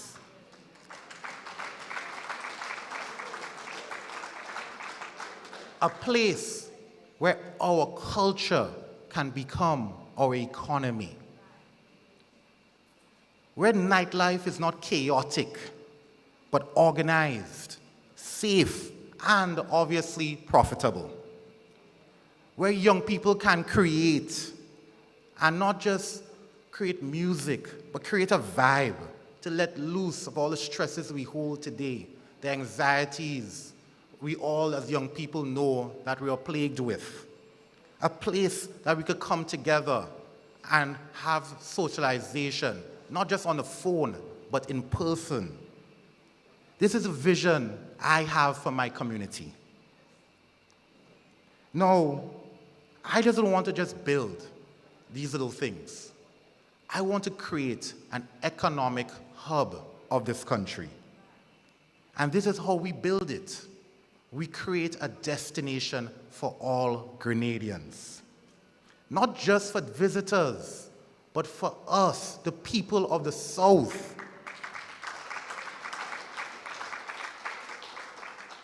No one should have to buy a car or should have to move from the beautiful countryside just to survive and work in the South.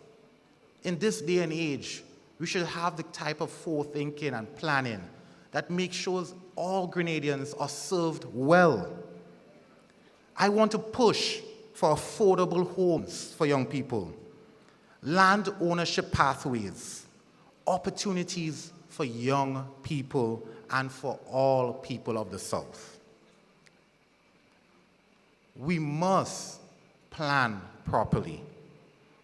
We must protect our land, and we must support all our entrepreneurs.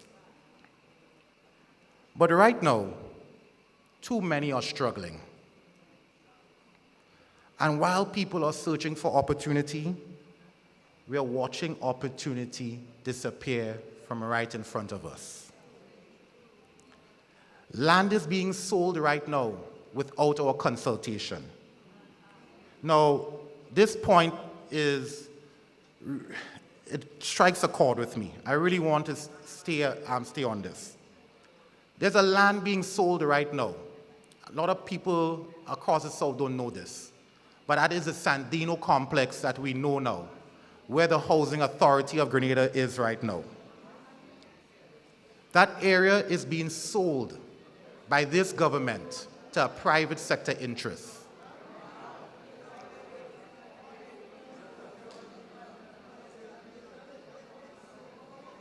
An area of the South that could have been redeveloped and rethought and repurposed to become a new hub, maybe for our financial district, a hub for CBI, IME, inland revenue, VAT services, a parking garage to support businesses and relieve community congestion on the roads in Montu.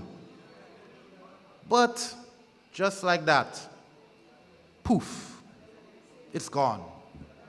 No consultation with the people, nothing like that. Land just gone. Decisions made in quiet corners in our country without the communication with the people, without a plan for our future. That is not leadership. So my fellow Grenadians, I'm asking you, I'm imploring you, we must do better. And when I look at our youth today, I see so much potential, but I also see neglect. We're just right there, across the road, the youth center. I see it, and it hurts my heart because I want to see so much for our youth, and I don't see that we have the necessary tools to help them. I want a youth center fit for purpose, a safe space for at-risk youth when home is not an option, a place of retreat, but also a place of rebuilding, a place where young men who probably made some mistakes and have a petty criminal record, who can reskill, retrain, and redeploy into our economy. Yes, welding is good. It's a good profession. But why not go further? Why not bring international talent through the Foreign Office, like Japanese knife makers, to train our people to produce for our hospitality sector? Why not think bigger? Coding is important. We know technology is important. But why not also build an e-gaming center for youth to create teams? Obviously for less athletic children like myself, so they can connect with other people, compete, and earn a living on global platforms like YouTube and Twitch. Now this is what we call a modern approach to opportunity. We must include people in our plans, because people is at the center of our politics. We must build a country that works for all Grenadians, not just for a small few. So when they ask you who I am, tell them this. He's one of us. He understands us, and he is ready to build for us.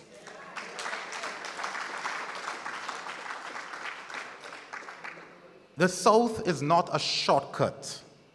The South is the future. Let me say that again. The South is not a shortcut. It is the future. The time for small thinking is over. It's done. The time for real leadership is now.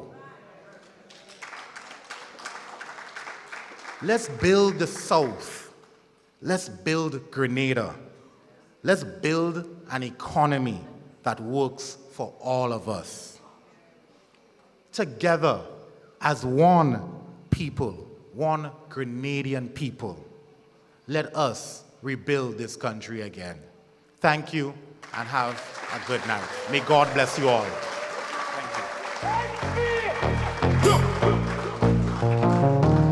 NNP, yeah. Yo, 3 years them hold the power. Watch them waste every hour. Saigon people. Gone up, water bill skyrocket. Fenton Village people. Them pocket. Road them mash up. Coffee Bow Hill people. Broken, empty promise. Stones people. Spoken, young youth suffering. Saigon people. NNP a come to change the way. Better for everybody. Better for you and me. All South people. Now go back to suffering. Housing scheme people. Limes people. Jangle people. Gulf Coast people. Springs people. All people. Ladies and gentlemen, we are about to enter into something very special in this country. And thanks to Brother Diali, because again, what the South really needs is an honest, forward-thinking, committed, dedicated, brilliant young man. And we have that in Christopher Diali Jr. Brother Nolan Cox, I want to acknowledge you because I know you've played a very important role in making sure that this young man is as solid as he is. And by the way, while Brother Nolan Cox is not speaking tonight, I heard from Carriacou and Petit Martinique that the Carriacou seat should be declared around 9:30 election morning. We're about to enter into a different space, history in the making. Grenada will join countries like Trinidad and Tobago, Barbados, Dominica, Jamaica, for the most part, Anguilla, I think, as well. And come election morning, whatever day that is, whenever the Prime Minister chooses, we will create part of that history in being there from 6 o'clock in the morning, ready with purpose, ready with conviction, to relieve him of his duties and enter into a space where we will usher in the first female Prime Minister of Grenada, Carriacou and Petit Martinique. Stand to your feet, put your hands together, and let us bring to this microphone the Honorable Emiline Pierre. Ladies and gentlemen.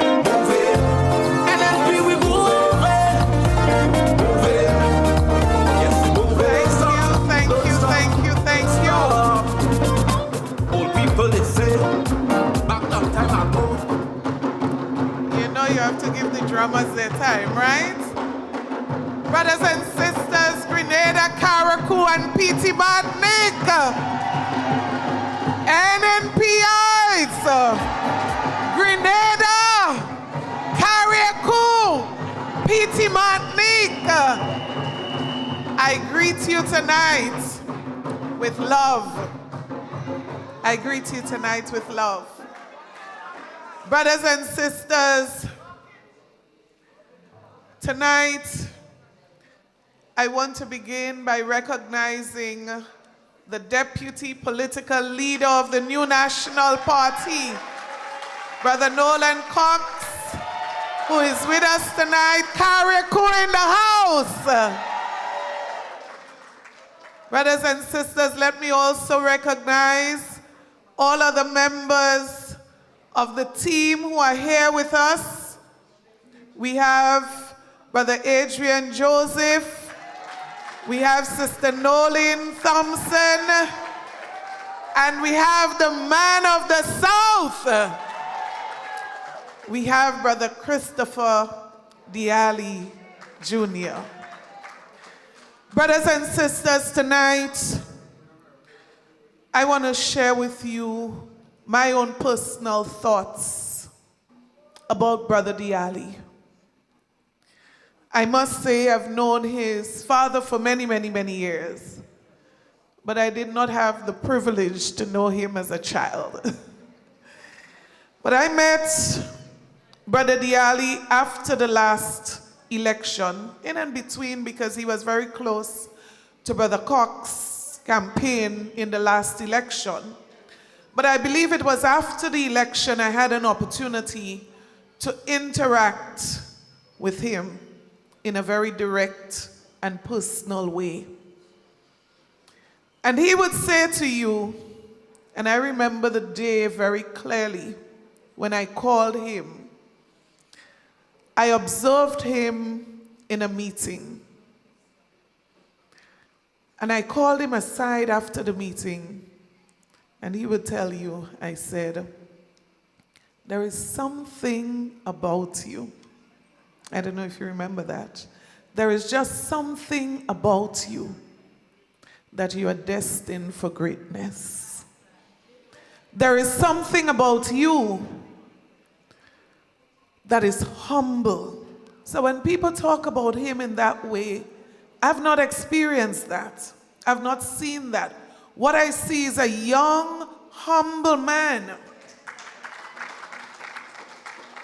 And if you don't go out of the way to know him and know probably the things that people would say of how he grew up and where he grew up, if you don't know, you will not know. You will never figure it out looking at him or observing him. And so tonight I'm confident, very confident, that Christopher Diali Jr. is the best choice for St. George South in the next general elections. And I'm also confident that if you want real development in the South, Diali is the man. Vision, commitment, and I believe what we need at this time is a young man like Diali to make a difference. But I'm going to close on this with what I consider to be the most important characteristic that I've observed about this young man. He has a heart for people, especially marginalized people. And if you have that in politics, you have everything. If you have love for people in politics, you have everything. So I know he's going to make a great parliamentary representative. And I rest assured that he's going to bring home that seat to the New National Party. Brothers and sisters, tonight, I want to be very brief as I focus primarily on one issue at this meeting. But I want to preamble this by saying to you,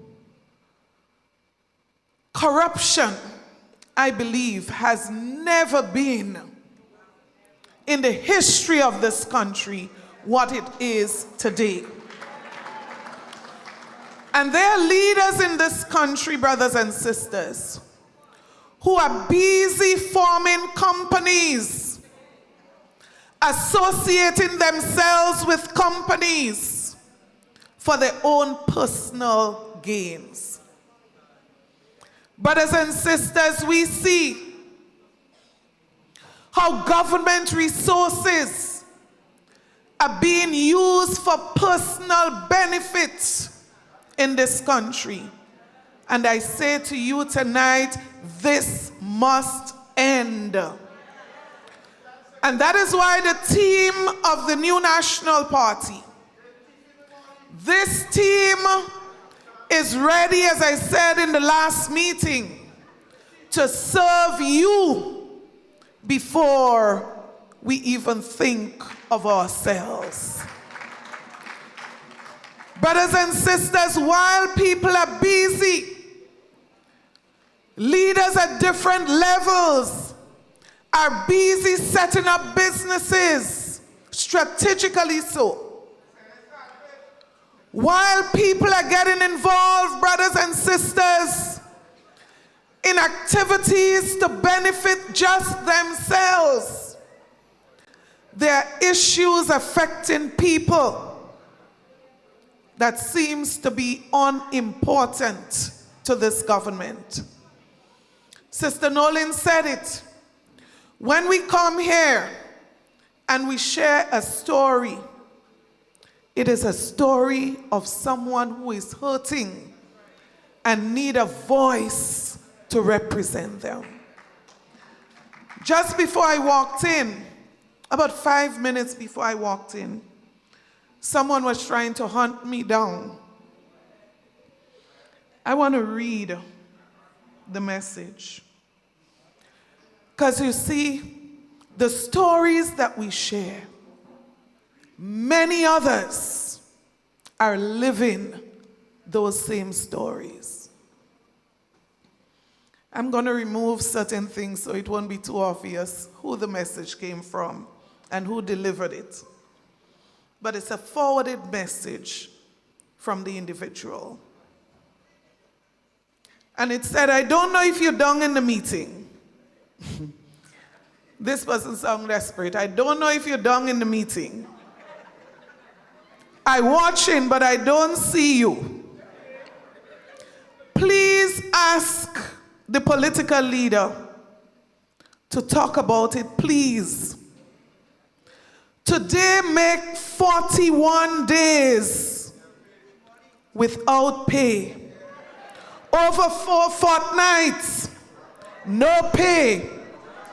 Please, kindly I'm asking to send this message to reach the opposition leader before she speaks tonight.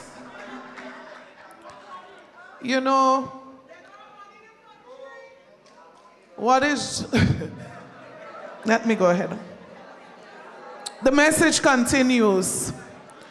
Tomorrow, please God, is graduation meeting in SAS. So at least you know this is somebody from St. Andrew. For my daughter.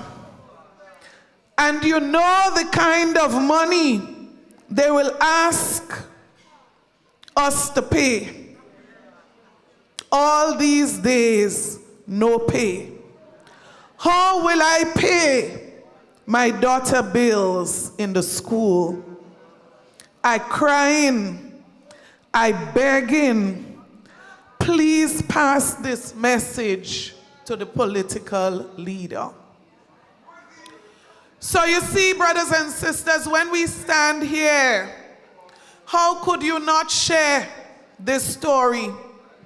Because a single mother somewhere is depending on a speaker here to be their voice. There are people in this room, brothers and sisters. This is their story. There are people viewing online. This is their story. And you know, for some people, their story is 100 times worse than this story. Because you see, there are businessmen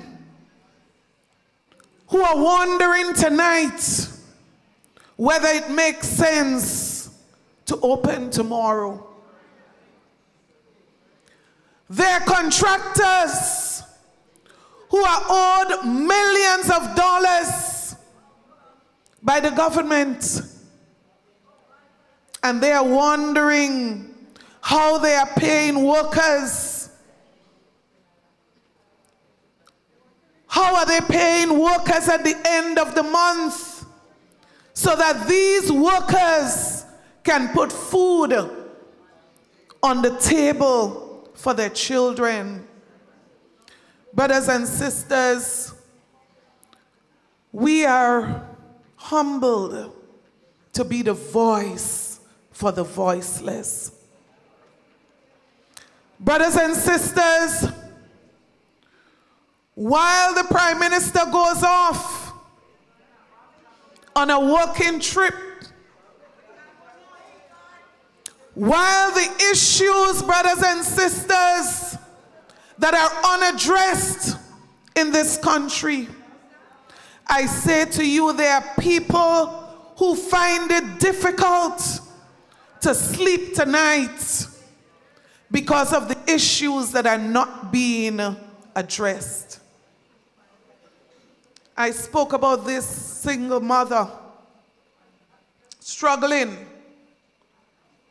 But tonight, I want to spend the next few minutes speaking about a group of persons in this country who are expecting the government to act on their behalf.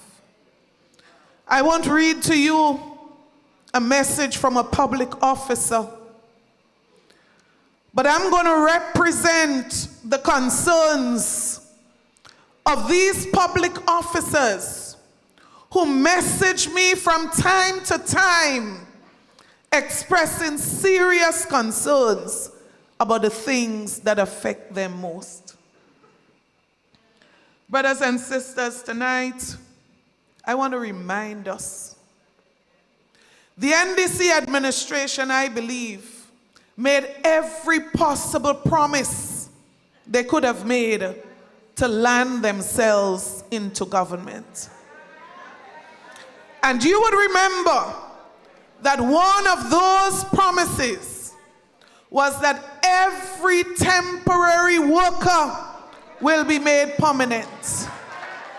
That every contract worker would be made permanent.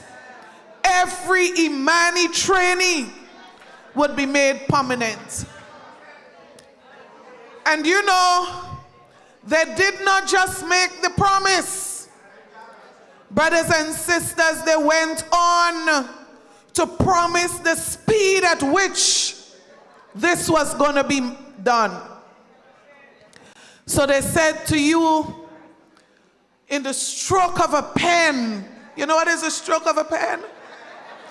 That's how fast they were going to make everybody permanent. Just vote for us.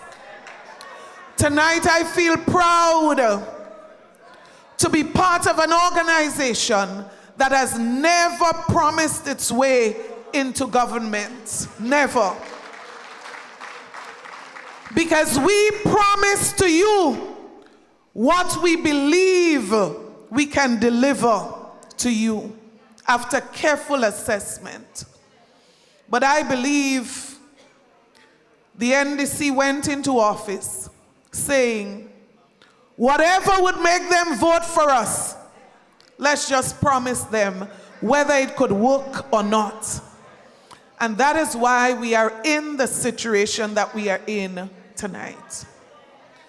So the number of nurses, the number of public officers who call me from time to time, dissatisfied, disappointed, and still cannot believe what that promise has turned into. Let's start with the Imani trainees. Brothers and sisters, far more than half of the Imani trainees were sent home. They voted for permanent. They voted for permanent.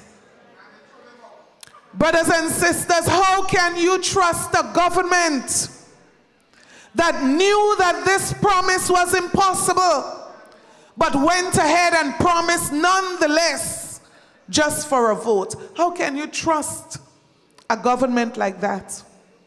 And now they want to promise you brand new state-of-the-art hospital in 3 years. When more than 3 years, brothers and sisters, there are some clinics around the country that started repairs and cannot finish. Fool me once, fool me twice. Brothers and sisters, so sad. But I say to you tonight, these Imani trainees would have learned from this experience.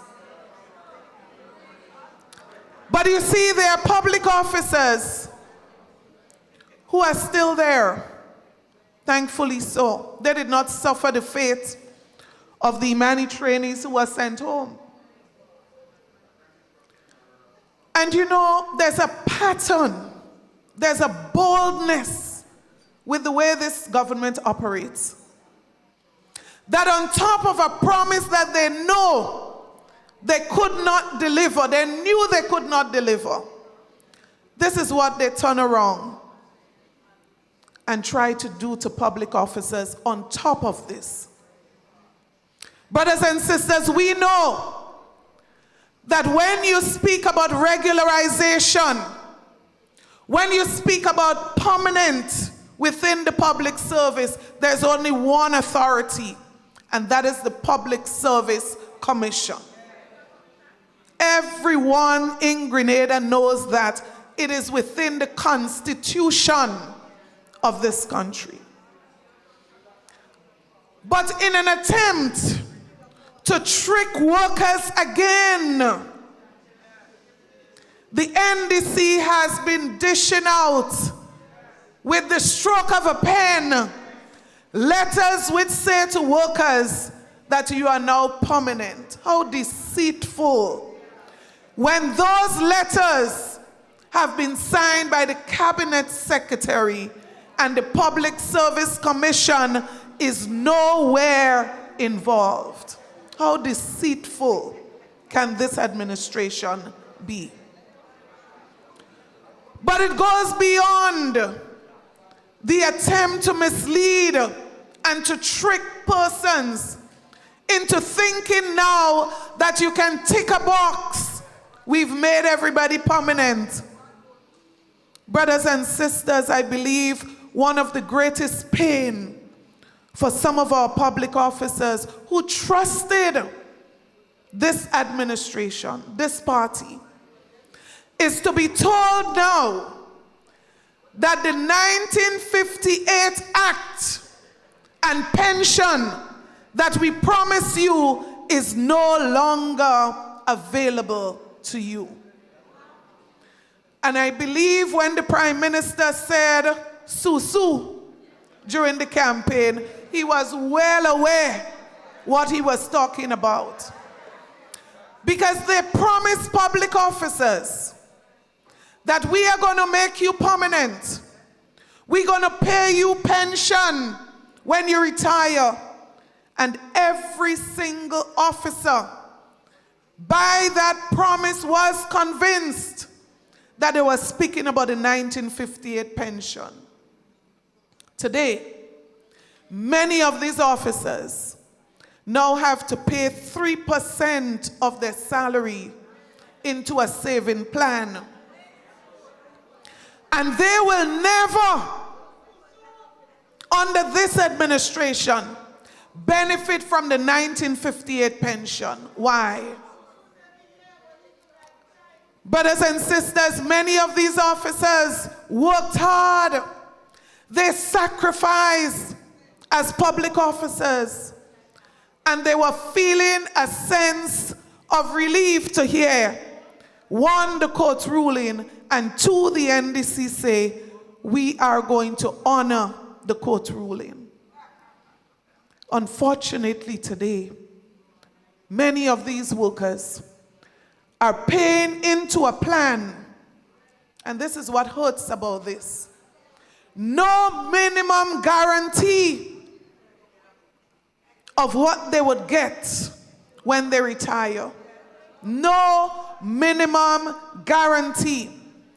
And I'll tell you what was the guarantee under the new National Party administration.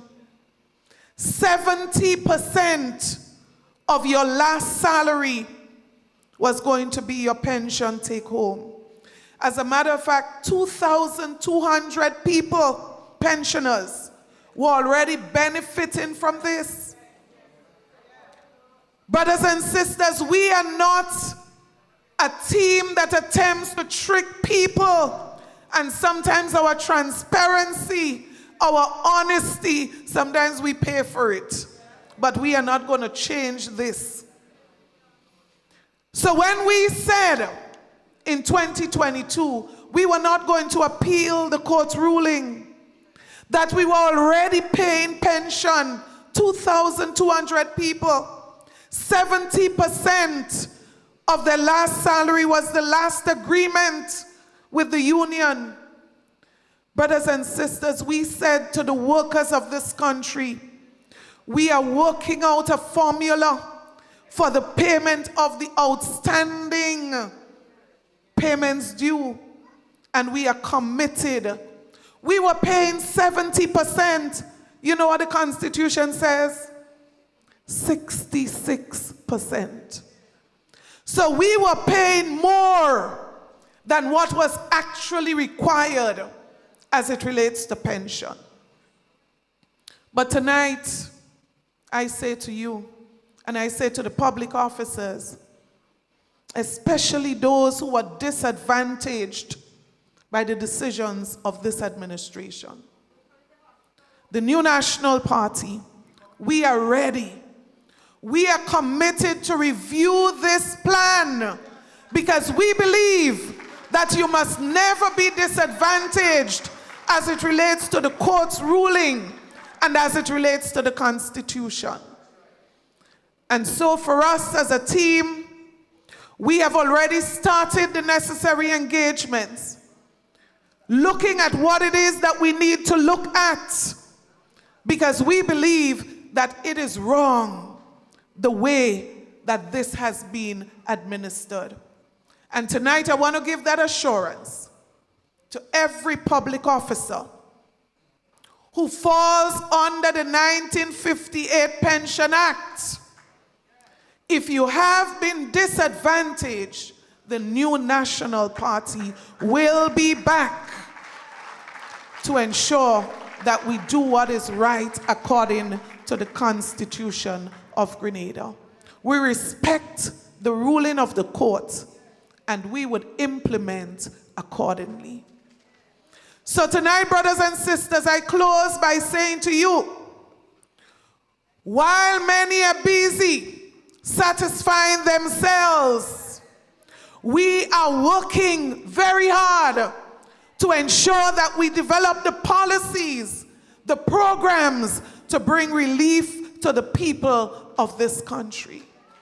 So whether it's cost of living, we are working on the policies that we are going to present to the public during this upcoming campaign.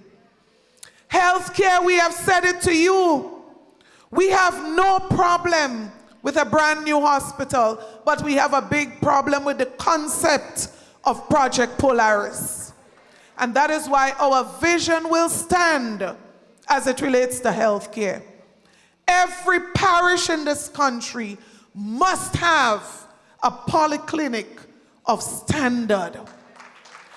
every parish in this country must have a polyclinic of standard. And I remind you, during the COVID pandemic, that vision was being rolled out. The Guelph Polyclinic is a demonstration of that vision that started under the NNP. Because diagnostic services must be available. Quality services must be available. No need to leave Grenville to come to have a delivery of a baby in St. George's. That is the vision of the NNP. Every parish must have an ambulance service. And brothers and sisters, the NNP will continue the vision that it started. So tonight, you must be ready. You must be ready for the new National Party's return to office. Are you registered? Is question number one. Are your children registered? Is everyone in your household registered? Are you canvassing the voters list? And are you ensuring that everyone you meet understands the message of the new National Party? Tonight I ask the team that is here to stand, because this is our commitment to you, and we are going to repeat that commitment every night that we meet with you. Our commitment is Grenada, Carriacou, and Petit-Martinique first. We believe in a united Grenada for all Grenadians, regardless of your religious, your political affiliation. Grenada for Grenadians. I invite them to join me, those who are here tonight, because we are pledging to you that we are going to do this differently. People first. And if you are ready to join us, I invite you to join with us standing tonight. This is our pledge to you, Grenada. This is our commitment to you, Grenada, that Grenada shall always be first under the new National Party's leadership. Good night, everybody. God bless you, and God bless our beautiful country.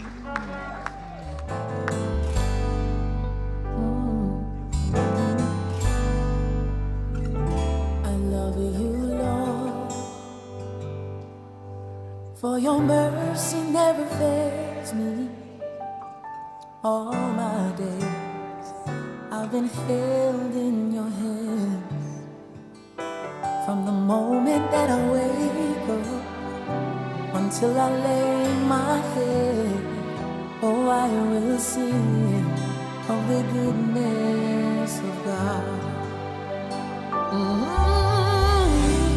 All my life you have been faithful. All my life you have been so, so good, yes.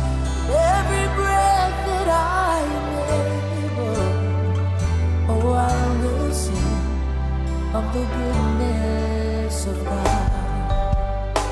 You know I love your voice, for you have led me through the fire in darkest night. You are close like no other. You know I've known you as a father. You know I've known you as a friend. And I have believed in the goodness of God. Oh, yeah. All my life you have been faithful. All my life you have been so, so good and so good. Every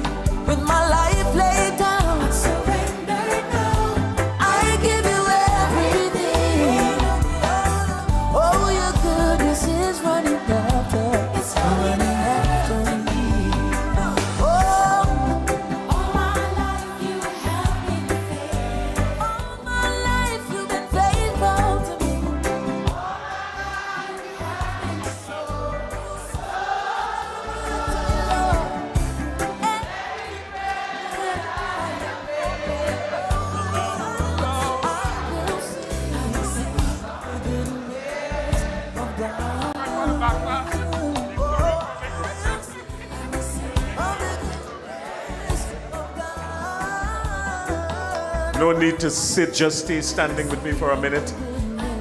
Ladies and gentlemen, we want to say thank you very much for attending this meeting tonight. We want to say thank you very much and have a safe journey at home. Don't forget to visit all our social media pages. Like, comment, share, continue to spread the message, continue to spread the word of the new National Party, continue to follow, continue to like, continue to pay attention to the voters list, canvass the voters list, talk to your party chairs, talk to your representatives, talk to the political leader. Let us continue to do the work of the new National Party. Have yourselves a safe journey home. Go with God's speed. We love you. Good night and be safe, everyone.